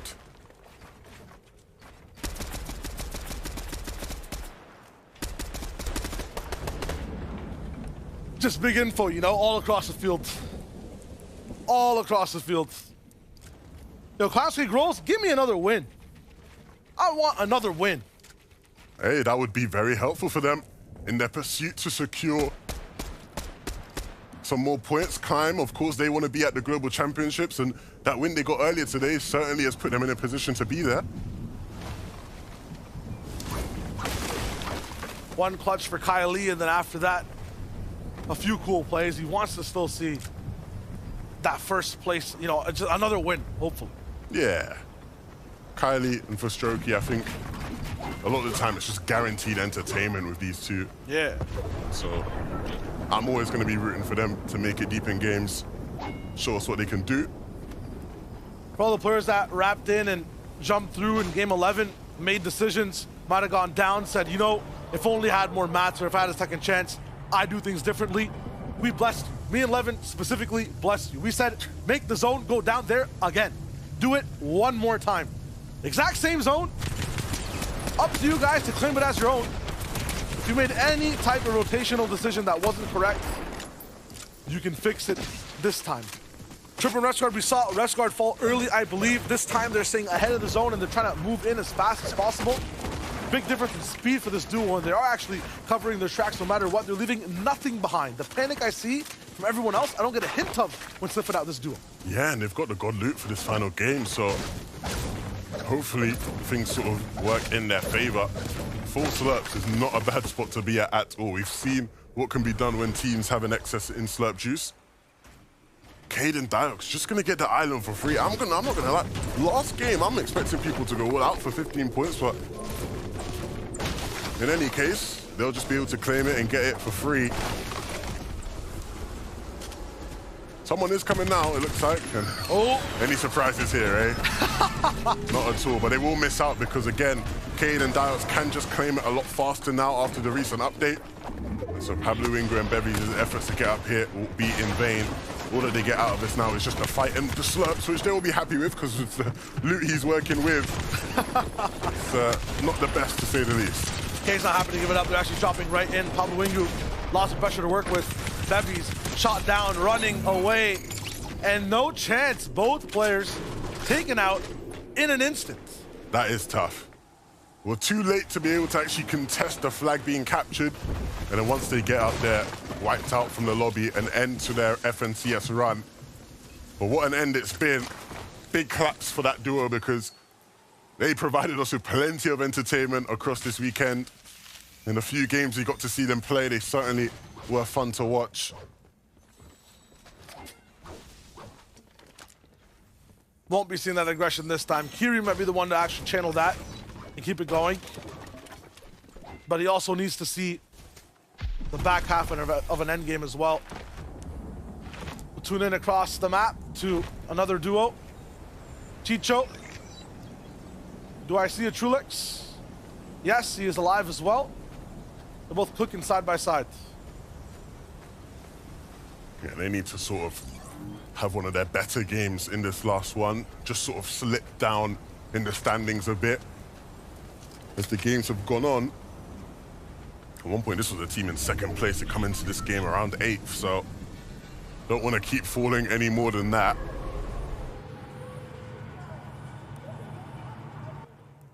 That's just on day 2 as well. They're pretty high up in the standings when it comes to contesting for that first place. I think they're the ones who might be just 200 points behind. We're going to check on that. Thomas HD, Malabuka. If there's a game for the Classic, for the dominance, the damage, the run back. It's this one. Because they're no more, first of all. But second of all, they're also in a really good spot inside Mega City. Photo Science Nazi, I just like the consistency we saw earlier on in the games today and later in the back half of games yesterday. A few clicks and a few more, hopefully. In this one, is top 10 is still what's needed for that global championship. Yeah, just to correct you, I was wrong earlier. I was looking at fake leaderboards. Fake leaderboard, it's fine. I got the real one now. And we have it up there on the screens as well. Yeah, Trueless and Chicho, actually, like you said, the team that is second in that race, far ahead of everybody else. It looks completely untouchable to get to that first place spot. I mean, yes. 200 points. It's just not happening. It's just not happening. And that's just a testament to how good Swizzy and Putrick have been. Multi-region champion. Not a bad thing to add to your name. It's very true. Swizzy Putrick did such good work. You have to love it when it's an FNCS and the winner is like, you know, in that last game on that lap. At the same time, it's a little bit troublesome like when they're down. But to get 2 different regions is just crazy. To do it in EU is just that much more victorious. A very hard region to claim as your own. And they've done it in one of the most dominant fashions we've seen in a long time. Replay of this fight that we just saw. Volko, I'm an artist. A little bit of mid-game kerfuffles all around. That's just gonna be tough. You know, favorite teams we're looking at, just talking about moments ago, to do well, getting taken out. And there's still these guys with all their slurp juices in inventory that are looking poised to have a really good last game.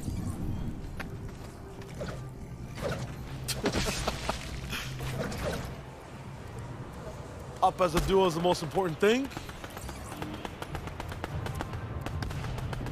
The Mega City endgames, hot or not? Super hot, man. Yeah? Yeah. For why? You like the in and out in the buildings? Yeah. What's there not to like, man? People grind on them grind rails.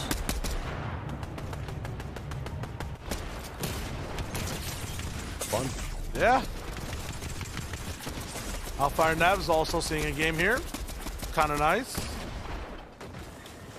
You're in this position, I feel like the sweat is pouring, right? Like, every elim, every box, you might be trying to stay chill, but last game happens, yes, every elimination worth thousands of dollars. You're getting some, you're getting the refresh. Does it click in now, or is it more so when the end game starts where the hands start to get shaky? I think all throughout this game, people would have been shaken, to be fair. But a lot of these players have the experience of being in a final where, again, you just have to lock in. Can't allow outside factors to start to influence your gameplay. We're getting sparse in this game too. 54 people alive. We talked about fly swatting at the start. Might have just been like a metaphor for the whole game. Is this the Vanya Classic? Is that what's happening now? I've been waiting for it, man. We haven't had our typical FNCS Vanyak super clutch, so hopefully it does come at some point in this game. Of course, Vanyak is a player we'll be seeing at the Global Championships, right? Qualified last major, so even though he might have been a bit more quiet here in Major 3, I'm sure he'll start to heat up towards Copenhagen.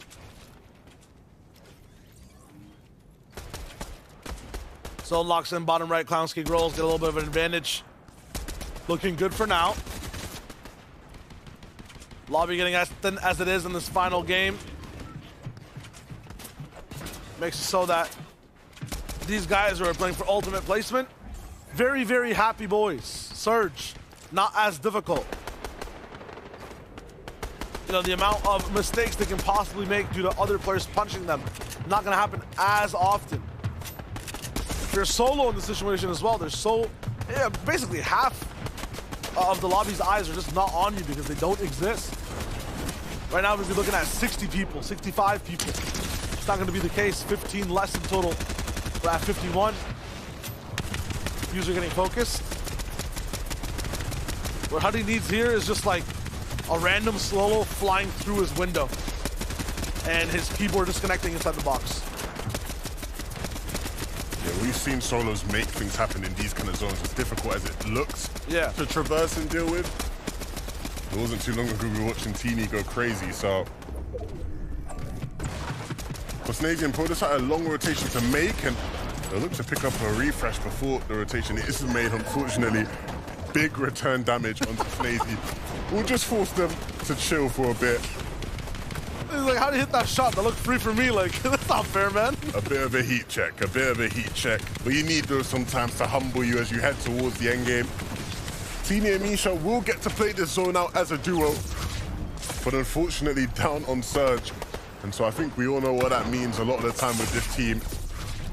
Hopefully they will make that decision, though they're sort of sitting around waiting. You ain't got heals to outlast this. You just got to jump in the box, my friends. It's what you've been so good at all weekend long. Need some magic.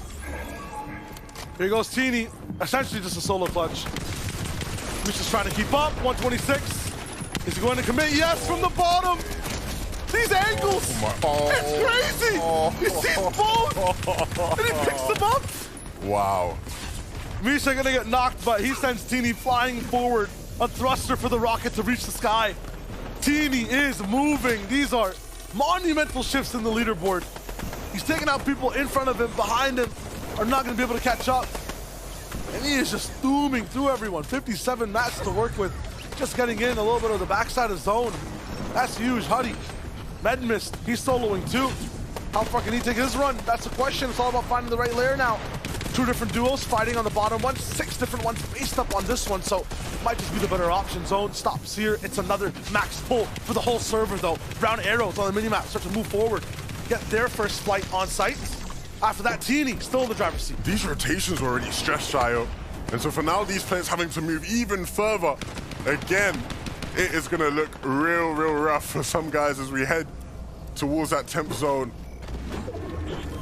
He chooses the right side, had a lot of info on the left, says, nah, it's just a bit too much. Some zone damage taken, still has about 7-8 seconds to spend in the storm. Nothing for shields, nothing for mats. He's used so much to get to this point. He just has weapons on his back to use. Anyone looking at him now can hit him in the head. That's a mammoth to the noggin. He's down, Mixon stops him. Tripping though. Earlier we were watching him. He had all the slurps in the world, the best loot in the game. And now he's a backside solo player, just trying to find any sort of leg room. But there's none there for him. For Strokey in a very similar spot, but higher elevation. 9th zone for everyone in EU, and you can add 1-1 to that and make it an emergency, because I barely even see duels alive. It's just so many fragmented players, so many people losing on their shields as well. Tough for Strokey, but he quickly gets into one of his old builds at the same time. Locked down. No chance for him to keep going. And look who it is, finally making their appearance on height. It's Poland on top, and their other Polish compatriots on the other side, potentially trying to take it. Seti was up there, Cammy with the chop. They're going for the height take here in the 10th zone. No matter which way you cut it, it's Polska Górą. And these guys are both fighting for it. No one in control just yet. Cammy, he's there, connected as well. And they have just a few mats to keep it going for now, but they will run out of gas soon. Skydoom from the backside with Shakos is in the jungle. Big homage to his roots and where he first started to drop when he played in EU. And he boxed up just for now. Last slurp pop, it's time to go crazy in the zone. This is exactly what he needed. That slurp gives him the space, but unfortunately this player's watching him. Chari now just has to fend off without Geras by his side. And he's desperately tiptoeing around these builds. He knows there's a team's duos all around him. But which one does he pick to fight?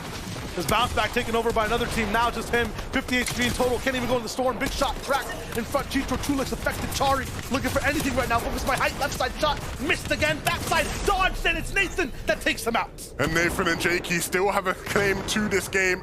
Chulik is down on low. Chicho way up above. Cammy and Seti starting to make the drop down to close out the game. Has position. No control. No mats. And no home as he gets evicted. Chicho on the backside has the med mist. No time left now. One solo on his right. Does he have the tools to get into the walls. Not just yet, they're made of brick, and he has no stone in terms of aim to be able to hit that one. It's just too fast to be able to use. Now towards the end, Seti, Cammy looking to actually take this one home. A few more shots locked in the zone. It's them for Game 12's win. Polska got him. Poland on top. Two of the best Polish teams battling it out on height in this final game. A flavor of what we had seen earlier in the qualifying weeks, all throughout this season. And it's Cammy and Seti, the OG Polish duo, that come out on top of it. And a big win in this final game from a team who I think many people expected to be playing like this all day long.